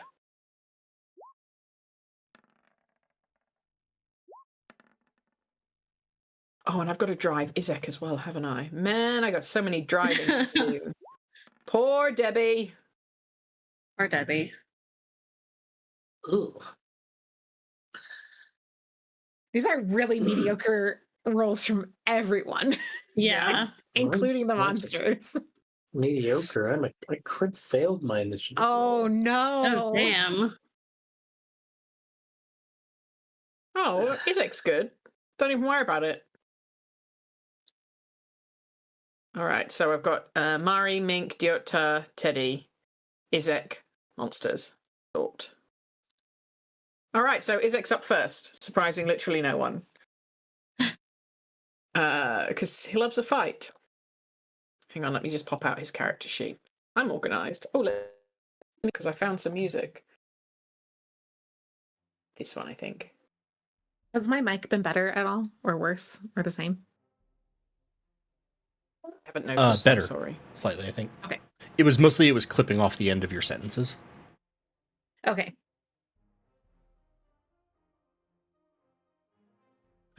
Okay. So, where's the measuring tool? Because I need to know how far I am away to this thing. What's my movement speed? Oh my god, I should have prepped myself. I knew what was coming and I didn't prep myself. This is terrible. All right, so Izek is going to, at this skeleton that's... Oh no, actually, you know what he's going to do? He's going to aim down here past Teddy. So he's going to move 5, 10, 15, 20, 25, 30 to there.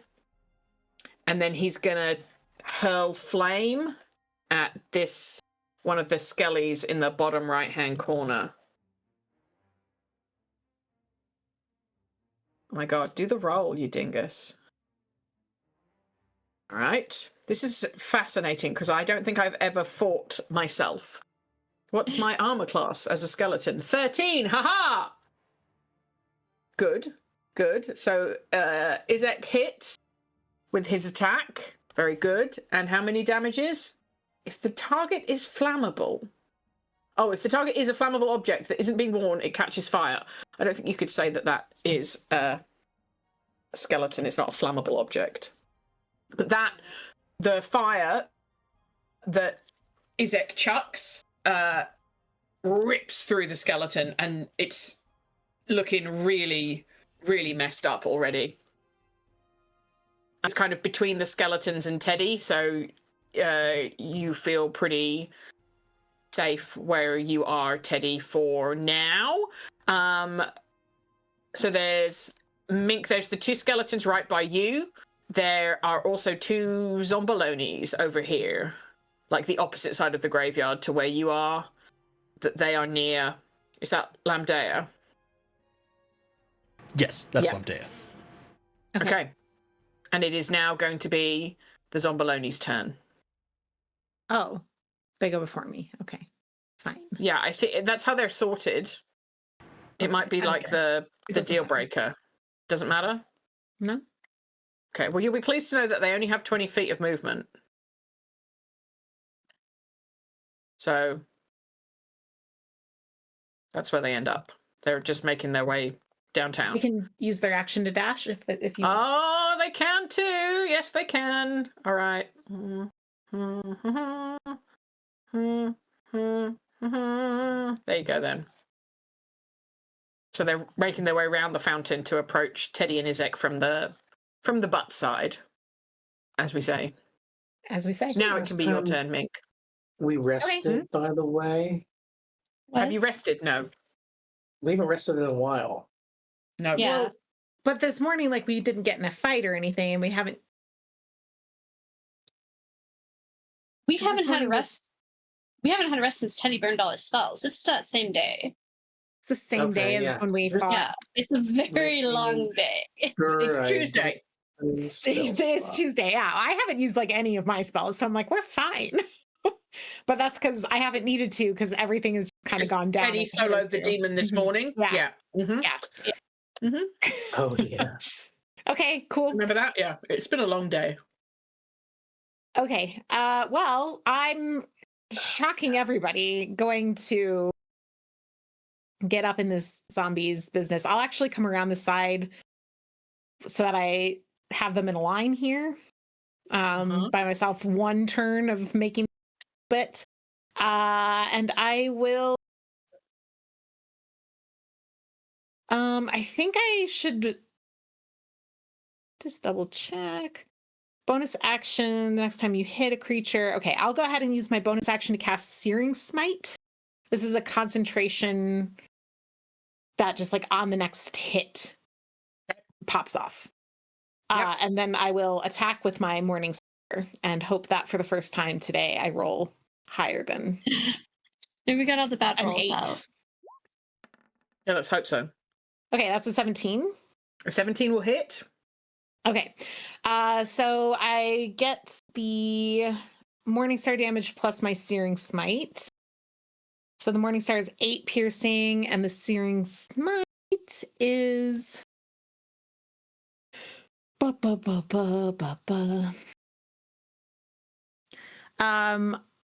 Constitution saving throw. Oh, from the Skelly? Yep. It's an 8. Okay, so that's a failure. It takes 4 fire damage, and Okay. it bursts into flame because it failed its con save. It will continue to take until it saves. It's Sorry, you can't. It will continue to take fire damage until it. until it saves on its turn. Right. So at the start of each of its turn until the spell ends, make a con save, continue taking 1d6 damage until a successful save. Remind me of that when it gets to my skeleton turn. Got it. That hit, that skeleton looks really fucked up. It's like almost Right. on death's door. Fabulous. Is that it? That's your turn? That's it. That's my turn. All right. Next, Diota. I will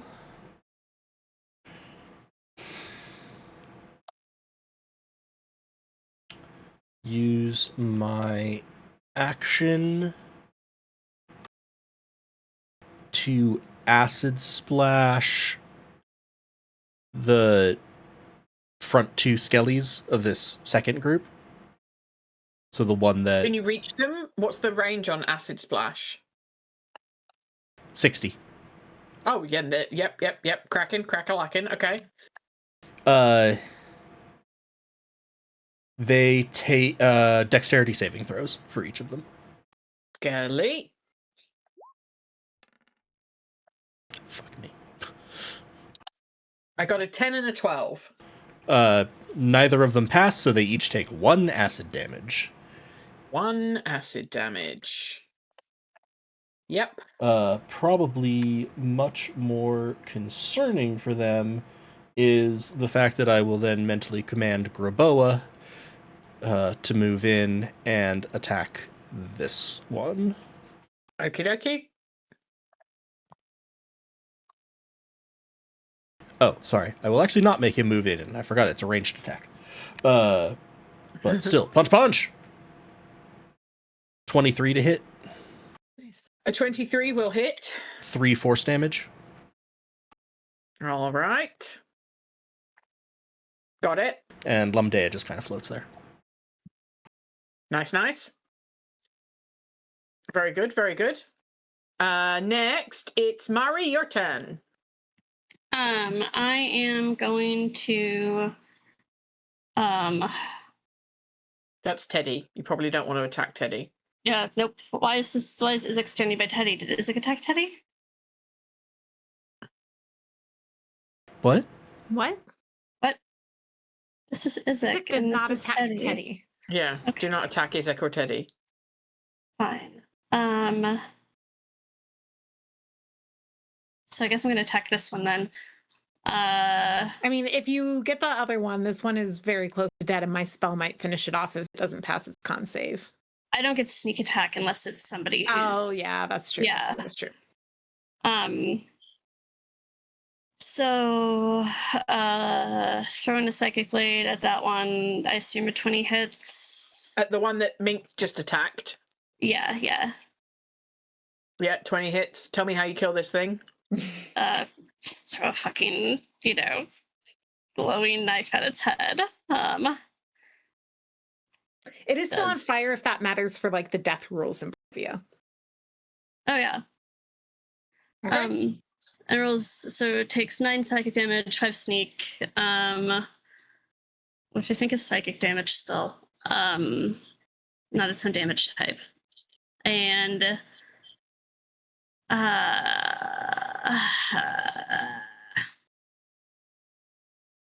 I guess I'll make a second attack. Have any of these other ones been hit? Yes, front both two. of the front two. This one and this one. Okay. I'm gonna throw a psychic blade at that one. Which one, sorry? This one. Yep. 16 hit, will hit. and that's 6 psychic damage. Tell me how you do I want to feel kill that one. Oh, never mind. I was going to ask if I feel like psychic damage is still effective, but it seems like it is. Yeah, also Yes, just no, explodes. it's not immune to its psychic head with damage. psychic knife that just like it blows up in its head. Cool. Okay, All that's right. my turn. 2 skellies down. Oh, now it's the skelly's turn.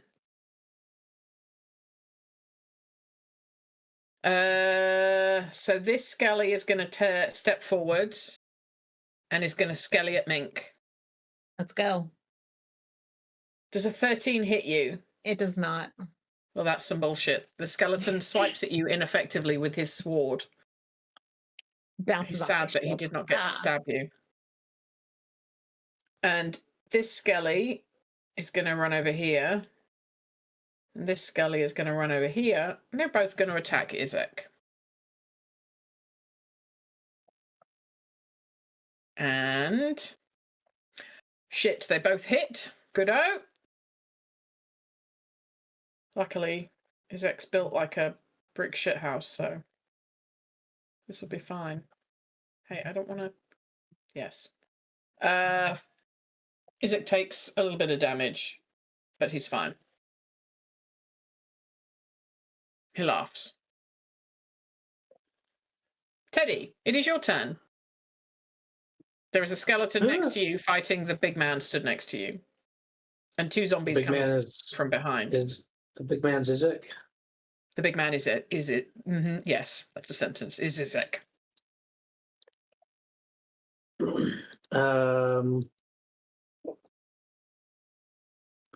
I will swing my. What happened the last time Teddy tried using the mace? Didn't it go badly? I think you just missed. I think you rolled poorly. I don't think the mace has any kind of emotional dislike for being used. I think you just rolled badly. Well, yeah, but Teddy has emotional. I wrote in all caps, Teddy is angry about this fucking mace. Thirst That for feels like an failing him, then emotional fucking reaction. Yeah. stepped on by Dora. Yeah. Yeah. So I think I'm going to default to my quarterstaff, actually, two-handed. I will try to hit it with my two-handed silvered quarterstaff. Are you hitting this bad boy right here? The one right Yeah, next to it. that's great. Yeah. 16 to hit. 16 hits. Yeah. For bludgeoning. Wonderful. So you hit it with your quarterstaff, and it seems like that attack, like you kind of, yes? Why is there no bonus from your strength modifier on this 4? I don't know. Is there something wrong in my Weapon damage? Typically, it's spell damage that doesn't have a modifier. Weapon damage does take your modifier, not your proficiency, just your strength. So I don't know why it wouldn't do that. Well, unless your strength is 0. Yeah, what my is your strength? strength? Is 0, yeah. Oh, okay. That's why. Carry on. Thank you. Which is wild for a fighter. A fighter. Yeah. But he started as a cleric, so here we are. So that attack, like you swing your quarterstaff like at the arms and ribs of the skeleton, and your quarterstaff just like bludgeons its way through, and bones come flying off in all directions, and that does so much more damage than you were expecting to this skeleton. It is on its last leg. Literally. That attack did more damage than you thought. It was more effective than you thought it would be. And that's weird. You've never fought a skeleton before, so unexpected, but you do know that vulnerability is a thing, and it would appear to you that this Skelly is vulnerable to whatever you just did. Gotcha. Well, I wonder if Teddy could discern or has knowledge that would tell him what that is. Is it the fact that it's silvered?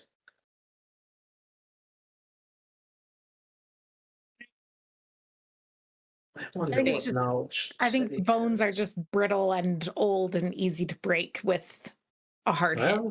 Hey guys, skeletons suck. Aim for the bones. They're all bones. That's the joke.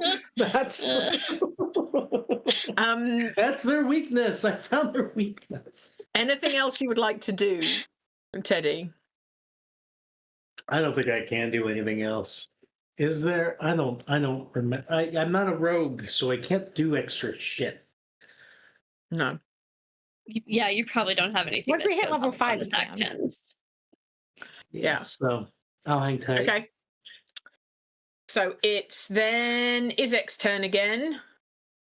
So he is gonna smack the one that you were smacking that's nearly dead. Oh, and now it is dead. That's convenient. And then he's gonna so far. Yeah, he gets another attack. And then he's gonna I remember what I forgot to do. He's gonna miss that. He swings once with his axe and once with his wine bottle, and he misses with the wine bottle. Weird. I yelled, "Damn it, Izek!" I'm good at this. Shut your face. And then did it? Hang on.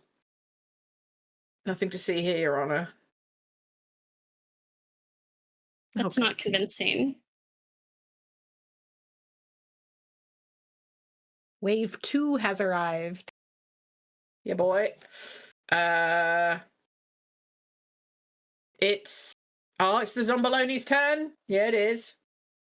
All right, so You are Diota and Maria up on a building, like let's say 10 foot up. So I don't think the zombies can reach you. But they're not smart. They don't know that. So they're going to come and camp underneath you and like scrabble ineffectually at your feet. Cool.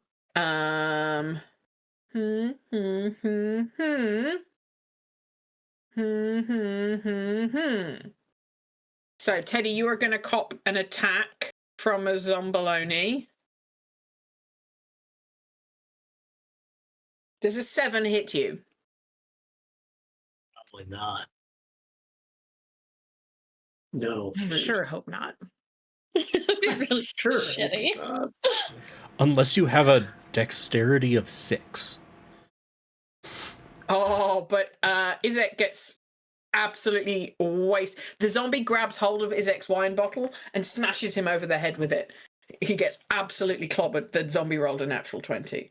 I fucking told Izek to stop drinking.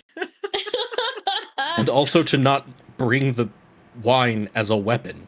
As a weapon. The only one of you that's taken damage is Izek, and he has more hit points than I think all of you put together, so it's fine. He's still looking absolutely fine. He's even though doing his had a wine job. bottle smashed over his He was head. built to be a Yes. boss, and instead we've co-opted him into Into your team? Yeah, onto our absolutely. team. Absolutely. All right. Okay, hang on. Oh man, it's not their turn yet. Okay, Goy, I've got a GM. Oh, Goy and Elise and everybody, I've got a GM question. So these ghosty squiggly lads over here appeared after Izek's turn, and they rolled a higher number than Izek did. So they've missed their turn this round. They don't get to have their turn now, even though they rolled higher. There's various ways of resolving that. Typically, I would say that if the trigger was after Izek's turn, then yeah, they missed their turn. Essentially, their turn was spent appearing. Okay, that's fair. That's fair. All right. It is a weird thing about initiative is that if you enter late and you roll high, you don't get to go until. And that's why there are some things that's also why in a lot of the materials, waves are triggered on at 20 in the initiative order. It should have been, but I forgot because I was excited. Even then, that doesn't always work because sometimes things roll at like 21. Yeah. Especially in later levels. It's like, great, we're all rolling over 20.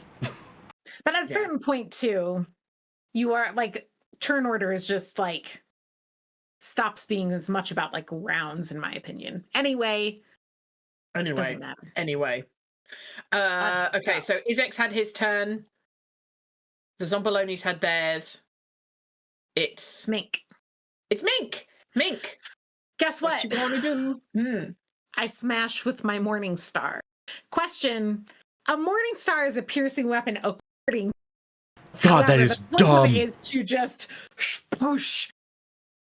Knowing with Teddy's call, could I make an attempt to be more bludgeoning in my attack? Yes, I think my that's Morning fair. Star. Okay. Yes. Because definitely, if someone hits you with a giant metal orb with some spikes on it, the part I'm worried about is the spikes. All of the above is bad. I think it has, yeah. Oh, that's only an 8. Hang on. Let me just check my good boy cards. I don't think I have anything that lets me reroll an attack. I think I might have something that can help. I have. Let me show you how. Okay. Which says roll a saving throw or attack roll for an ally using your appropriate modifier. Okay. I would. Should I do it? I would take it. I would also ask. This is technically a strength-based attack. I have reroll any strength-based check with advantage. Is a check the same as an attack? No. No. But I'm, but I'll take Teddy's help here with his. That's fine. But that means I have to use my appropriate modifier, and I do not have a good strength modifier. Oh. Yeah, I would No. basically, yeah. So Should I still just do it? Let me see if maybe I roll good. I if mean, you want, I or you think can we're hang doing on to that card fine for so later, far. yeah. Yeah. Or what? Save it for later? Yeah, either way is fine, honestly. Debbie, can I use my reroll strength-based check with advantage? What? Would you say that an attack is a check? I don't think it is. I think it's an attack. I mean, it doesn't say an ability check. It says a strength-based check, and this is strength-based. Oh, any check. It's a roll. All right, okay. I'll let you have it now, but I reserve the right to change my mind in future. Yeah. I thought you were going to say, I'm I like to have it inconsistent. now, but I resent it. Yeah. Okay. Yeah. Remove Yeah, card. you Okay. can have it, but All right. mad about it. this time I'm rolling with advantage. That's a natural 20. Let's go. Nice. I knew I would regret this. Okay. So because I rolled at advantage, the thing separating that is 15 bludgeoning because you rolled that we could do it that way. Yeah, so when you first swing, like you kind of wind your mace up and you swing at its legs and it jumps over it, and then you cronk right down on its head and it just crumples to the ground. Okay. Gone. Hang on. I'm on the wrong and then- layer, lads. Don't worry, everyone relax. I will use my movement, Yes. which is 30. Yes. 1, 2, to get in range of this guy here that's scrabbling Oh, this Zombaloni. futilely. Yes, at Mari's feet. Lovely.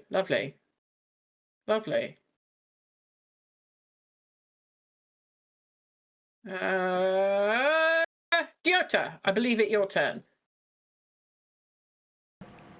As an action on my turn, I'm going to acid splash the two zombies that are attacking Teddy and Isaac. Oh, these two. Yeah. Okay.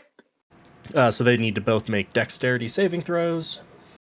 Zombies, make dexterity saving throws. On it.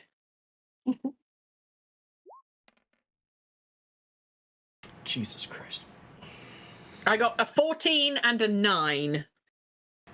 The 14 one saves and takes no damage. The 9 takes 2 points of acid damage. The 9 takes... Okay, so this one down here is looking slightly sizzled. This one next to Izek has taken a little bit of damage. Very nice. As a bonus action on my turn, Graboa is going to occupy a central position and punch... There's still a skeleton here. There's a zombie here, there's a zombie here, and there's the two zombies that you hit. punch the skeleton, I guess. Oh, yeah, punch this Scully.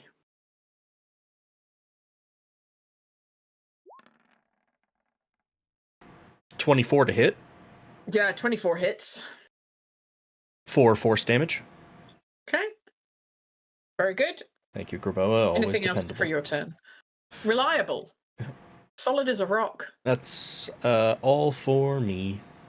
Mari, it's your turn. Dagger at the zombie, like directly at my feet. Yep. 18 hit. Yep. That's 11 total damage. Still alive. Yep. Do I feel like this is doing still like normal damage? Yes. Okay, Yep. cool. Nothing special, but nothing unspecial either. Cool. Second attack at the same zombie. 10. Still hit. 10 hits. Okay. Oh, damn. Not that extra dice, just the 5. Yeah. That's it. Done. Cut one of the zombies' arms off. Cool. So these guys seem beefier at least. All right, that was Murray's turn. It's now Skeleton's turn. Skeleton is...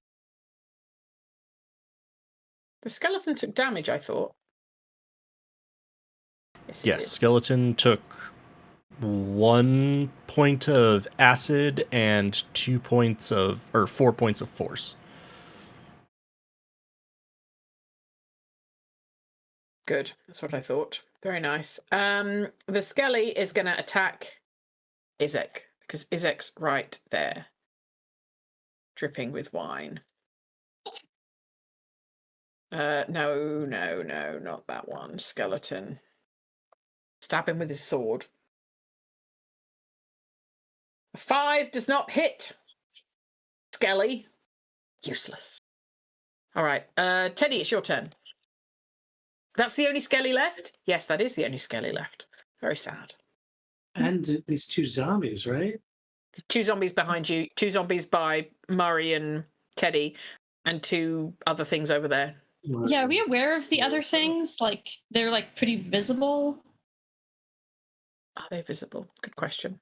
Carry on, Teddy. But and then you said these 2 zombies right next to us. Right Yes. next to you. Yeah, they're probably your urgent Yeah. action.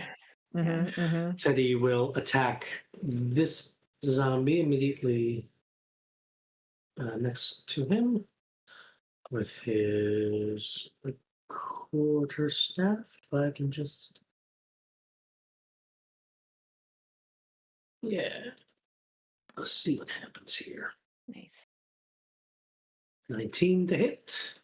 That hits.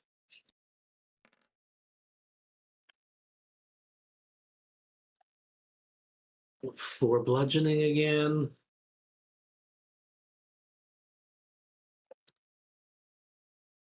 Probably not Okay. quite as satisfying as hitting the skeleton. It is not as satisfying as hitting the skeleton. This seems like it does what you would expect an amount of damage. Rather than, holy shit, that's a lot of damage. Is that it? Is that your turn? That's my turn. Cool beans. All right. So then at the top of the round, Yeah.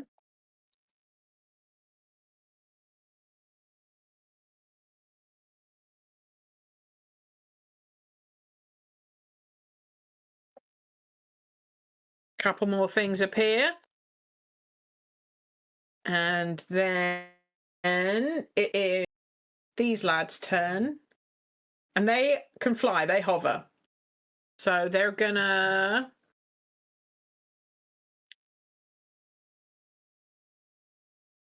hang on.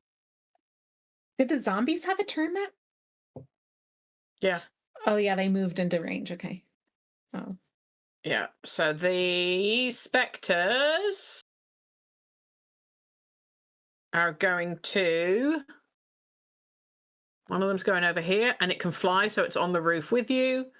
And one of them's going over here. They dashed, so that's their turn. And we can see them. We know it's there. There's nothing that says that they're not visible. Okay, cool. I was just checking because I don't know the rules of undead, really. Yeah. Cool. Izek's turn. Okay, he's gonna axe this skeleton. And he's gonna do it properly this time. Because he's lost his wine. So he's gonna axe this skeleton to death. Good job, skeleton. And then he's gonna turn around behind him and he's gonna axe this zombie. Hang on. Also to death. Wow. Nice. Nice. Except, hold on. When a zombie something, Oh, when yeah. a zombie drops to something, what's the story? It must make a Constitution saving throw. All right. Unless the damage is from a critical hit. Oh, in which case then it's just dead. So it's just dead. Never mind, the zombie's dead. Everybody relax. So what we've got left on the playing field of creatures is we've got the two Zombolonis over here, hassling Murray and Diota and Mink. You got a Spectre up here. You got a Spectre by Teddy. You got a zombie by Teddy. You got two new Skellies and two new zombies here in the middle by the fountain. And it is now Mink's turn. Okay. I am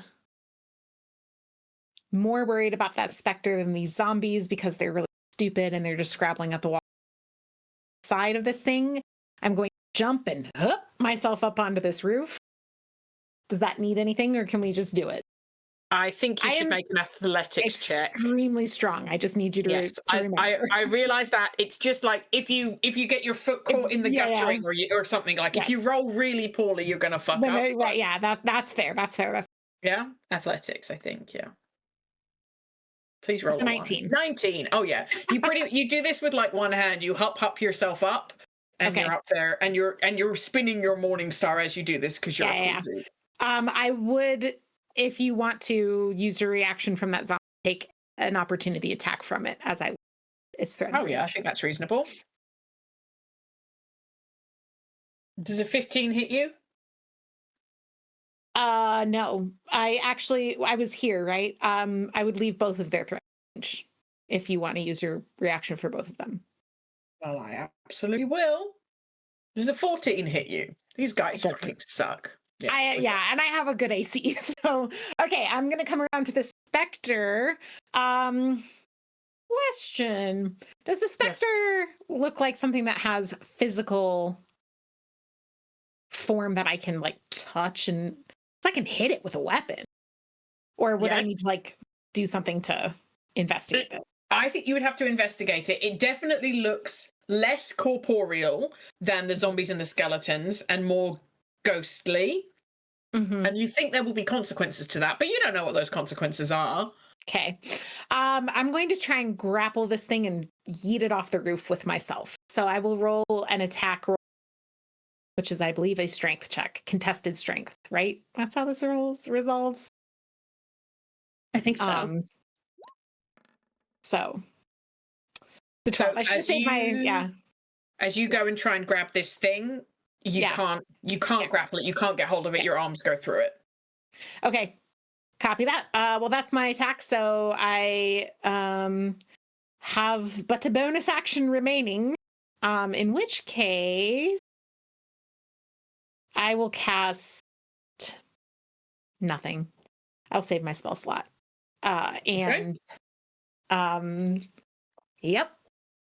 That's it. Okay. Then it's the zombies' turn. So these two zombies are just going to stay where they are, still trying to get at who's it and what's it up here, or as they're commonly known, Murray and Diota. Who's it and what's it? Wow. The one that's next to Teddy is going to attack Teddy. Teddy does an 18 hit. Oh, it does. It does hit. So the zombie takes its kind of rotten flesh arm and it like smacks you about the head with it, and you can take 3 bludgeoning damage. Okay. And then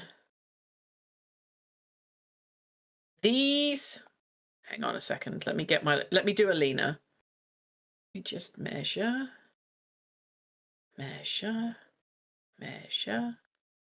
Okay, so the 2 skeletons are going to fire bows, one at Izek and one at Teddy. All right, Teddy, does a 16 hit you? It's not. All right, but a 17 does hit Izek, so he's going to take a bit of damage from an arrow. And then this zombie is going to run down here. Hang on, I have to move something out of my way. One moment, please. Yeah. This zombie is going to run down here and attack Izek. And this zombie is going to run over here and queue up behind this zombie because it can't get to them yet. All right, so Attack Izek. A 7 doesn't hit, stupid zombie. Sucks to be you. All right, that's the zombie's turn. Diota, it be your turn. Well, now there's a ghost up here. I will True that. use Word of Radiance. The 2 zombies and the specter need to make Constitution saving throws. Okay, very good, very good. Con, and con. Oh my god, go away, come on. One of the zombies got a natural 20. One of the zombies got a 15, and the ghost got a 10. So only the ghost will take 1 radiant damage. Immunity. Oh, I have a card for you. Hang on. Roll twice damage and take the higher amount. I'm playing that for you. Get it. Roll again.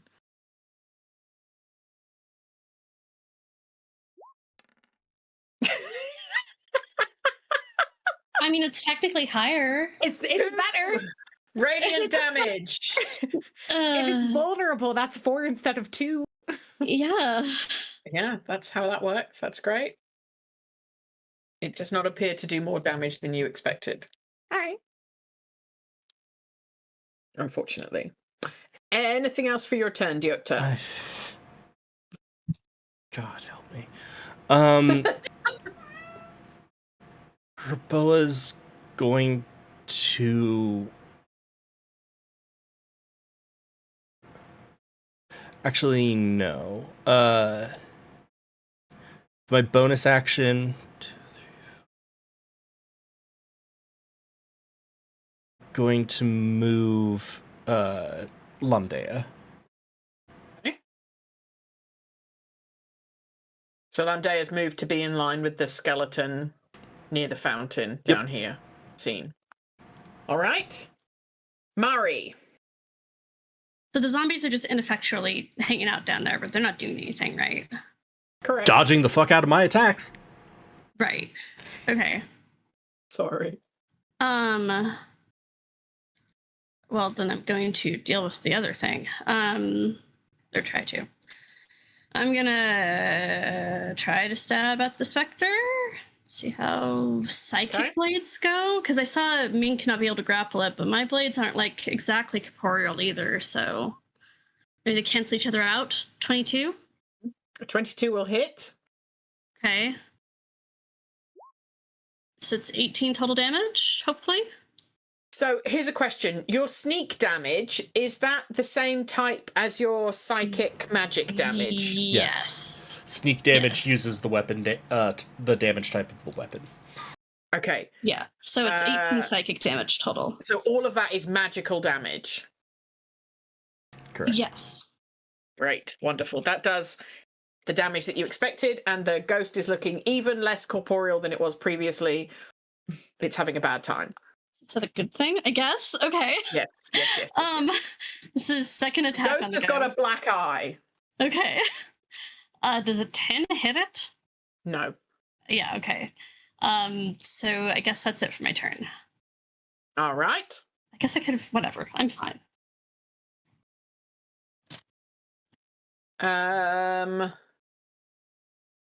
Then it's Teddy's turn. You have got 2 zombies and a spectre near you. A specter, huh? A ghost. A ghoulie, but not an actual ghoul. That's a different thing. A ghoulie, not a girly. They were also a thing, girlies. Yeah. It may have been a girly in life, but it's a ghoulie now.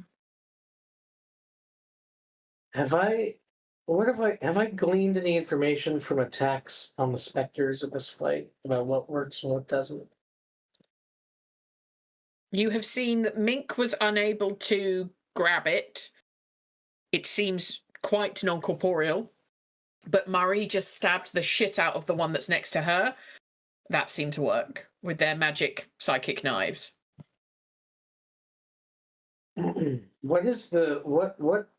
Which monster hit me for the 3 points? So that was this zombie that stood next to you. To your All right. left, I guess, or in I'm front going of you. to ignore the specter and continue bludgeoning the shit out of this same zombie. Valid. Yep. Smack the crap out of the zombie. That seems I fair. want to get rid of it. 5 to hit. A 5. Like zombies have a low armor class, but a 5 does not hit. Huh. Can I do anything? I don't think I can do anything. It changed my damage type.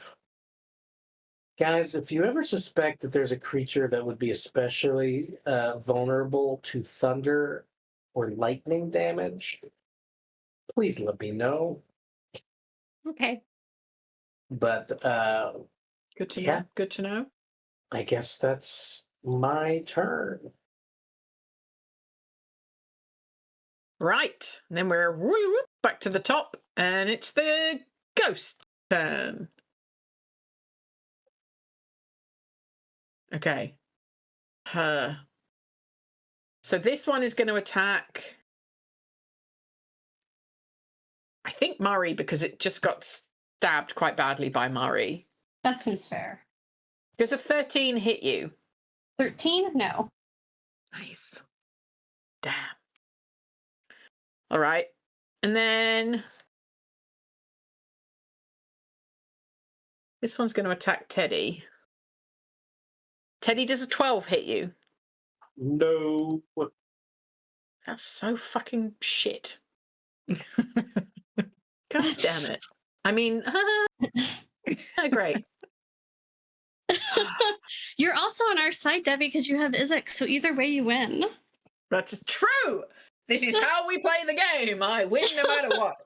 And speaking of Izek, it's now his turn, and he's going to chop the snot. Oh, he's got 2 hands now, so he can 2-handed battle axe this zombie next to him.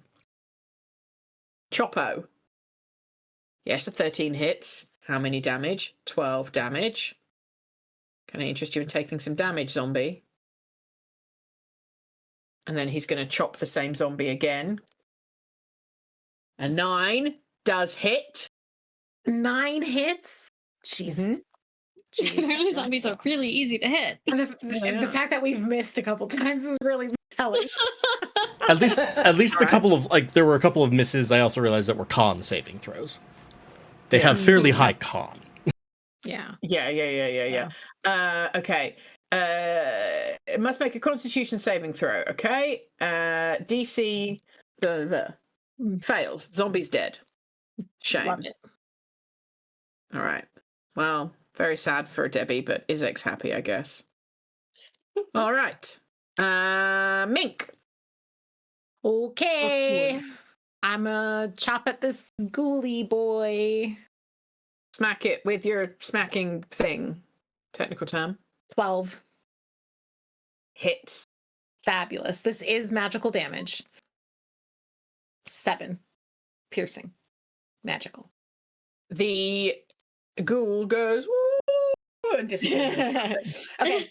I'm gonna be. It's dead. I'm going to use my movement to run and jump. I would like to run around Diota using this little ledge and jump to Parkour. 5 foot. Yeah, parkour. You have to shout parkour as you're doing it. I absolutely will shout parkour as I do it, but I did look it up, and jump distance is to your strength modifier when you have a running start, which is 16 feet.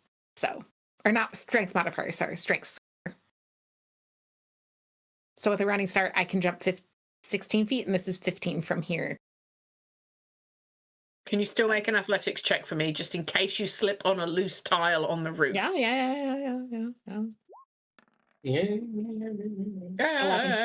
11. So you don't make it look cool, even though you It's shout not parkour as graceful. you're doing it, but you do it. Okay, cool. So you can move yourself. Can you move yourself? 10, You're over here. 15, 20, That's 20 feet of movement. Yeah, that's fine. I'm on the wall, but it's awkward. Yeah, because of how the so- grid is. Yeah. No, that's fine. 25, 30. I'll get up to there, but I'm up on the wall. I can kind of move Love it. myself over, but I don't know if that's helpful because that I'm not in a square. So You're not in the middle. No, I'd like you to be in the square. okay. I will be there. Sweet. Is that your turn? Yes.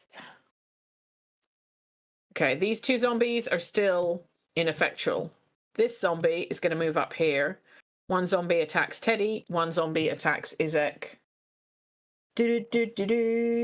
Oh, just out of Mhm. curiosity, could my parkour flashy jump also an attempt was made in doing so to of these fighters onto myself? Because now I'm a nice big target on top. You were cutting. You're cutting out. You're cutting out. Ah, why, Mike? I hate you.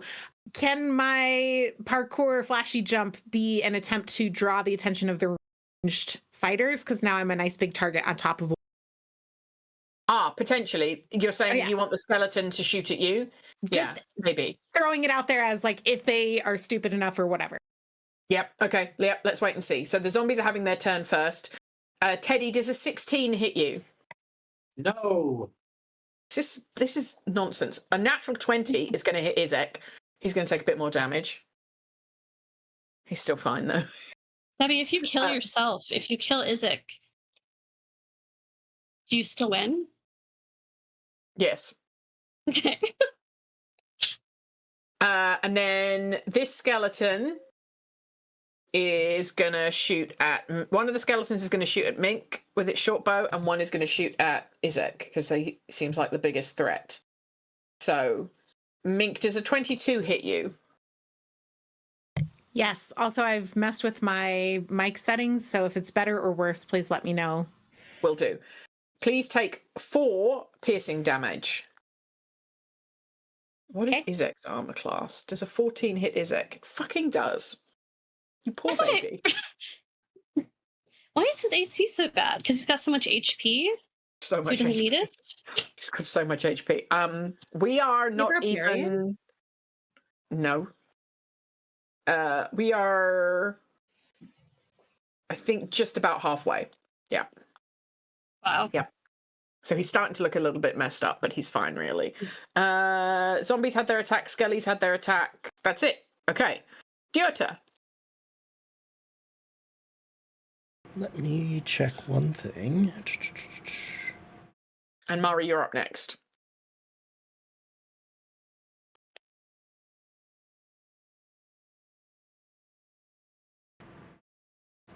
This is bonus action. He's going to move one more over.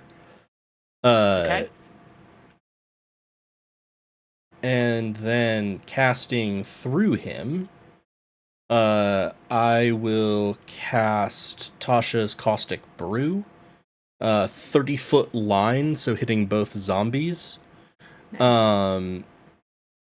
Dexterity saving throw. Okay. From a Zombaloni. Yeah.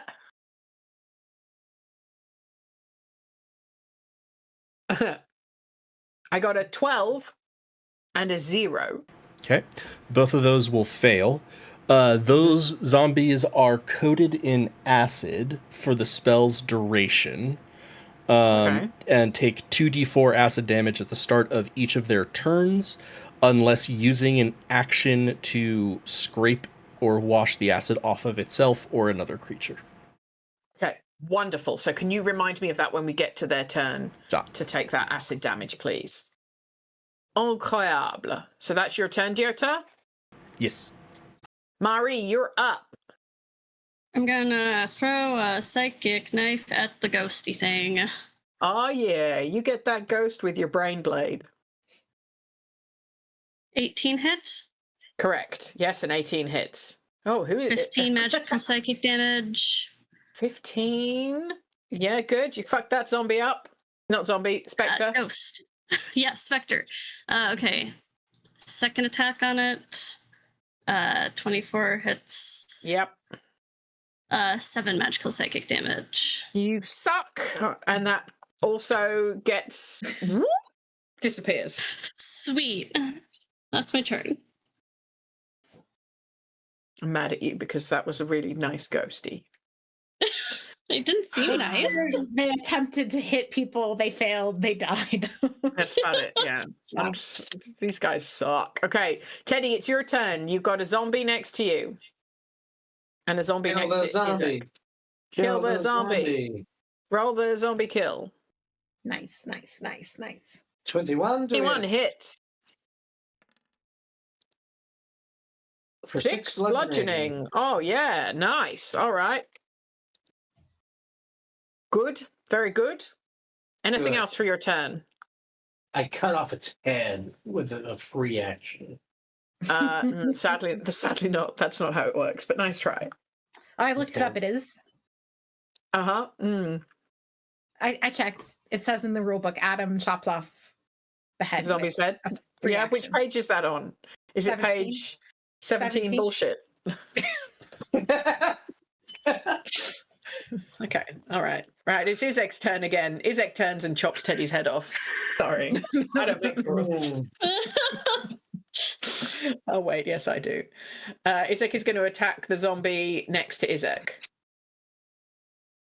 with his two-handed battle axe. 16 hits, 14 damage. This is exciting.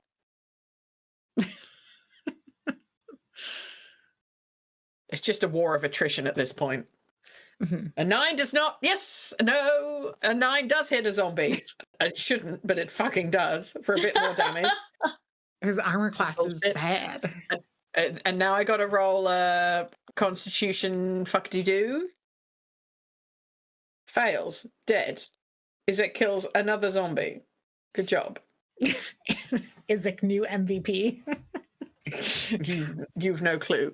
It is now Mink's turn. Okay. I trust this situation is handled, so I'm gonna jump down. Isaac seems to have it under control. Yeah, I'm gonna jump down and rush this guy. Let's see if that is 30. The Skelly. That is. Oof. 30 gets me just outside of him. What about this guy?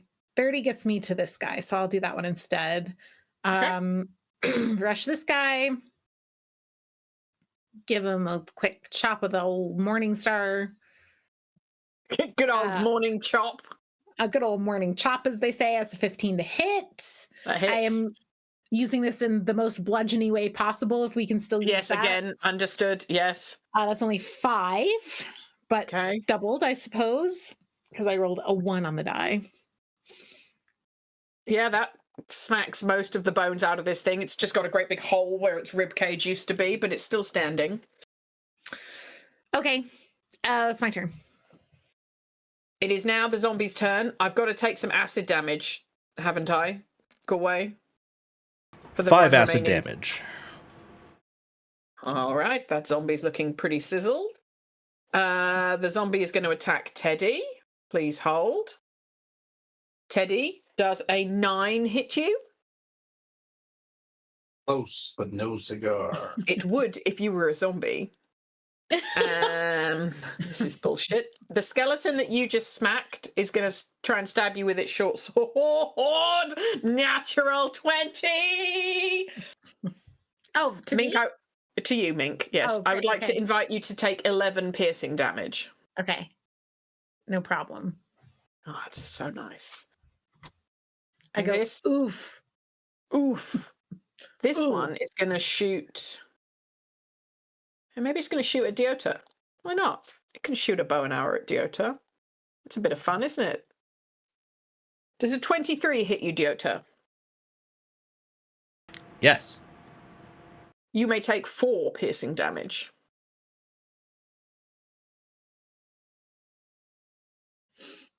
And it's Don't now like. your turn, Diota.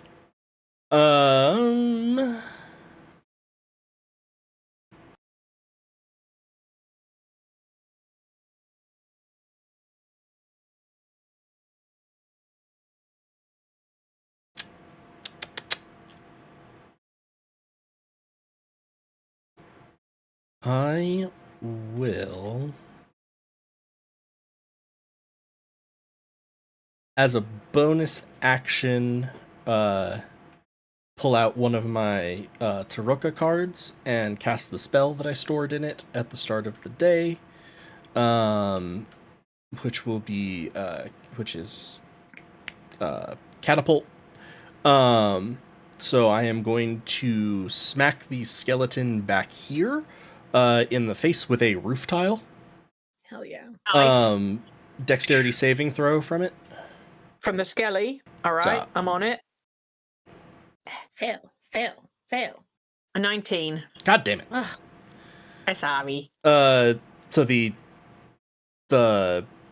tile will just explode behind it. Is that half damage? No, Oh, damn. it dodges it entirely. Boo. Is that cantrip? No. Damn. I fucking hate saber sucks. And then I will Word of Radiance the 2 zombies. Oh, yeah. So, oh wait, why am I? Yeah, go ahead and do it. Constitution saving throw. 2 11s. Oh well, okay. They will both. Look, every little helps. Every little helps, Galway. 2 radiant damage each. Yeah, yeah. That's it.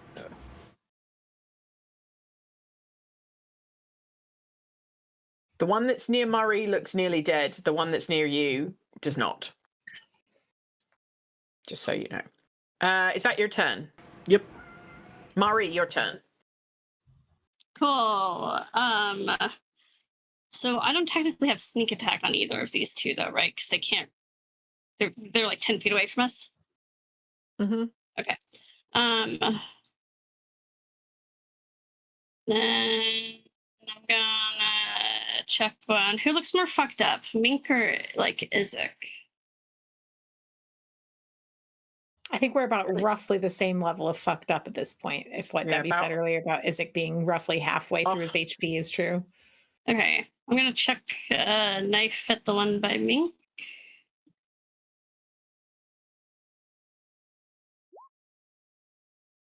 Uh, 15 hits the skeleton. Yep. 9 psychic damage. Yep, that kills it. And then I'm gonna second attack on this little zombie dude.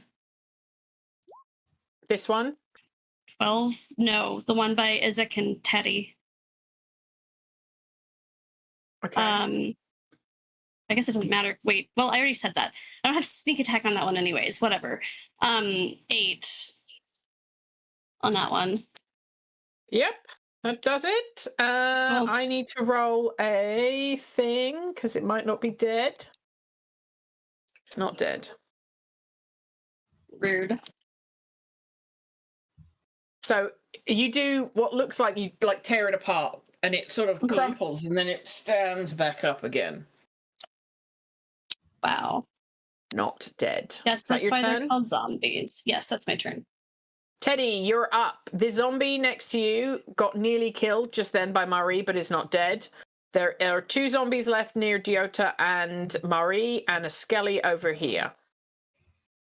Oh, wait, no, it's Teddy's turn, not the zombie's turn. Carry on. Sorry, Teddy, your turn. I thought it was going to be acid You damage got time. so excited.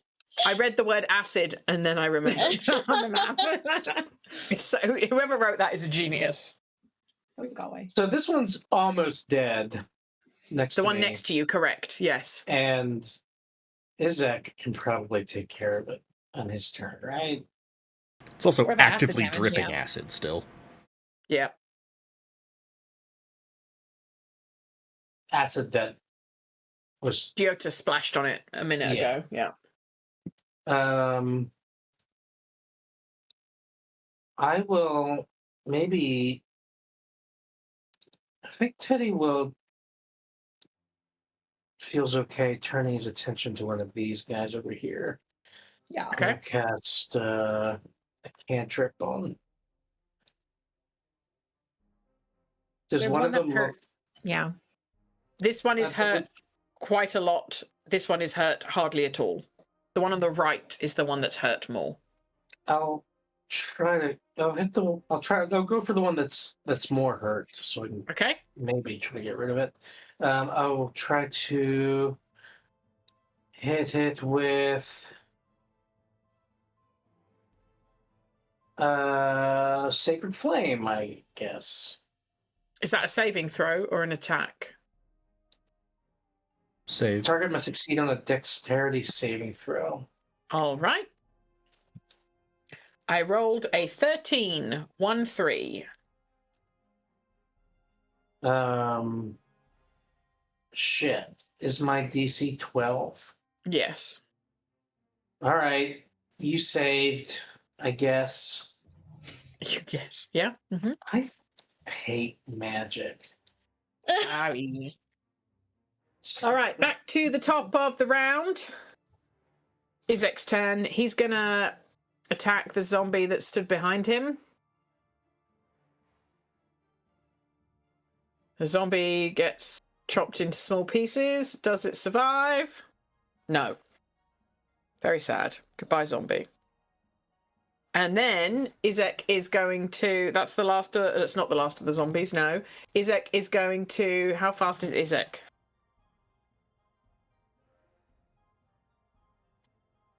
Should be at least 30 feet, right? Yeah, Izek is that fast. Izek is gonna bloop, and then he's gonna battle axe this one. Oh yeah.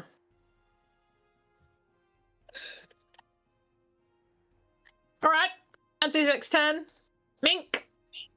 Okay, 30 feet of movement gets me right up in this guy's face. I'm gonna get over there. I'm gonna smash him with my Morning Star. Can you run over the top of a fountain, do you think? I can go around and still be in 30 feet. Oh, okay. Wonderful. You measured. I trust. I did measure, yeah. 12 to hit, which I know hits because we've been through this. So here's 12 my does damage, which is going to be... Which is bludgeoning because you're 18 swinging bludgeoning. your swingling. You destroy the skeleton. Very destroydificated. Good job. Skelly gone. No Oof, I'm on the head. Skellies left. Okay. Crumpled. Is that your turn, Mink? That's it for me. The zombie's turn. There are 2 zombies left. They both turn to attack Izek. Because he's on ground level and he's near them. What is Izek's armor class? Not very high. One of the zombies gets Izek for a little bit of bludgeoning damage. Oh, Izek has 69 health. Nice. Nice. That's the zombies' turn. The 2 zombies that had acid are gone, so there's no acid zombies anymore. Correct. Diota, it's your turn.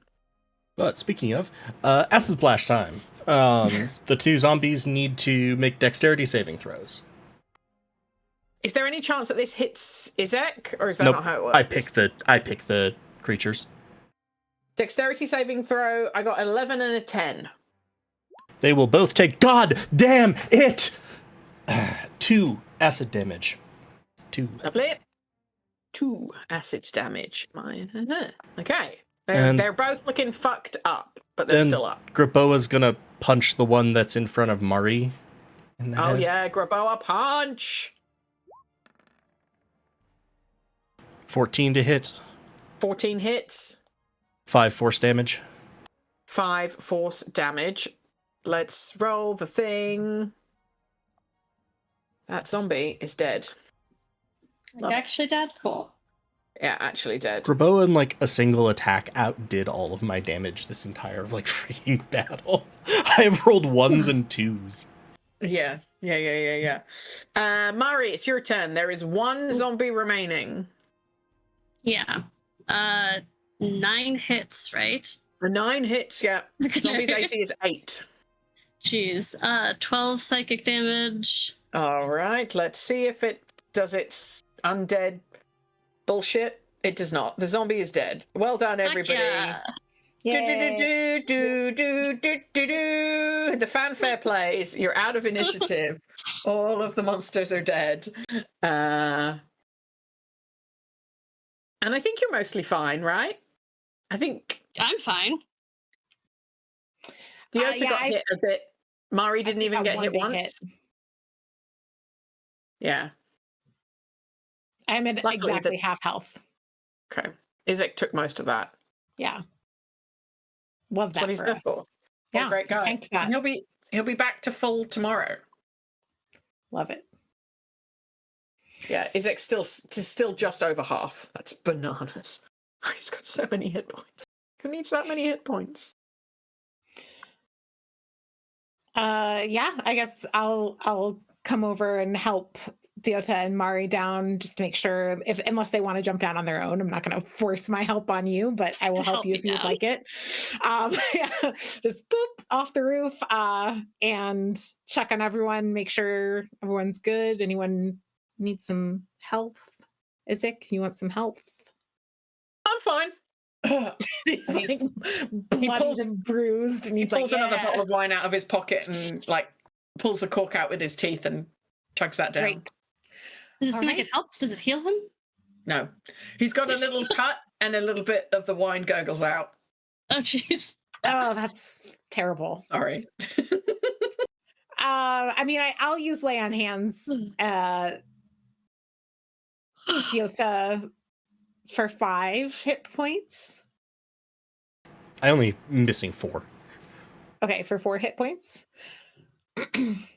And then on myself for 10. I know it doesn't really matter, but just in case something else attacks us tonight. Okay.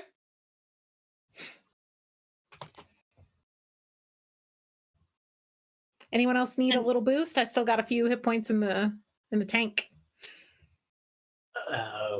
I could take 3. Sure. Consider it done. It's done.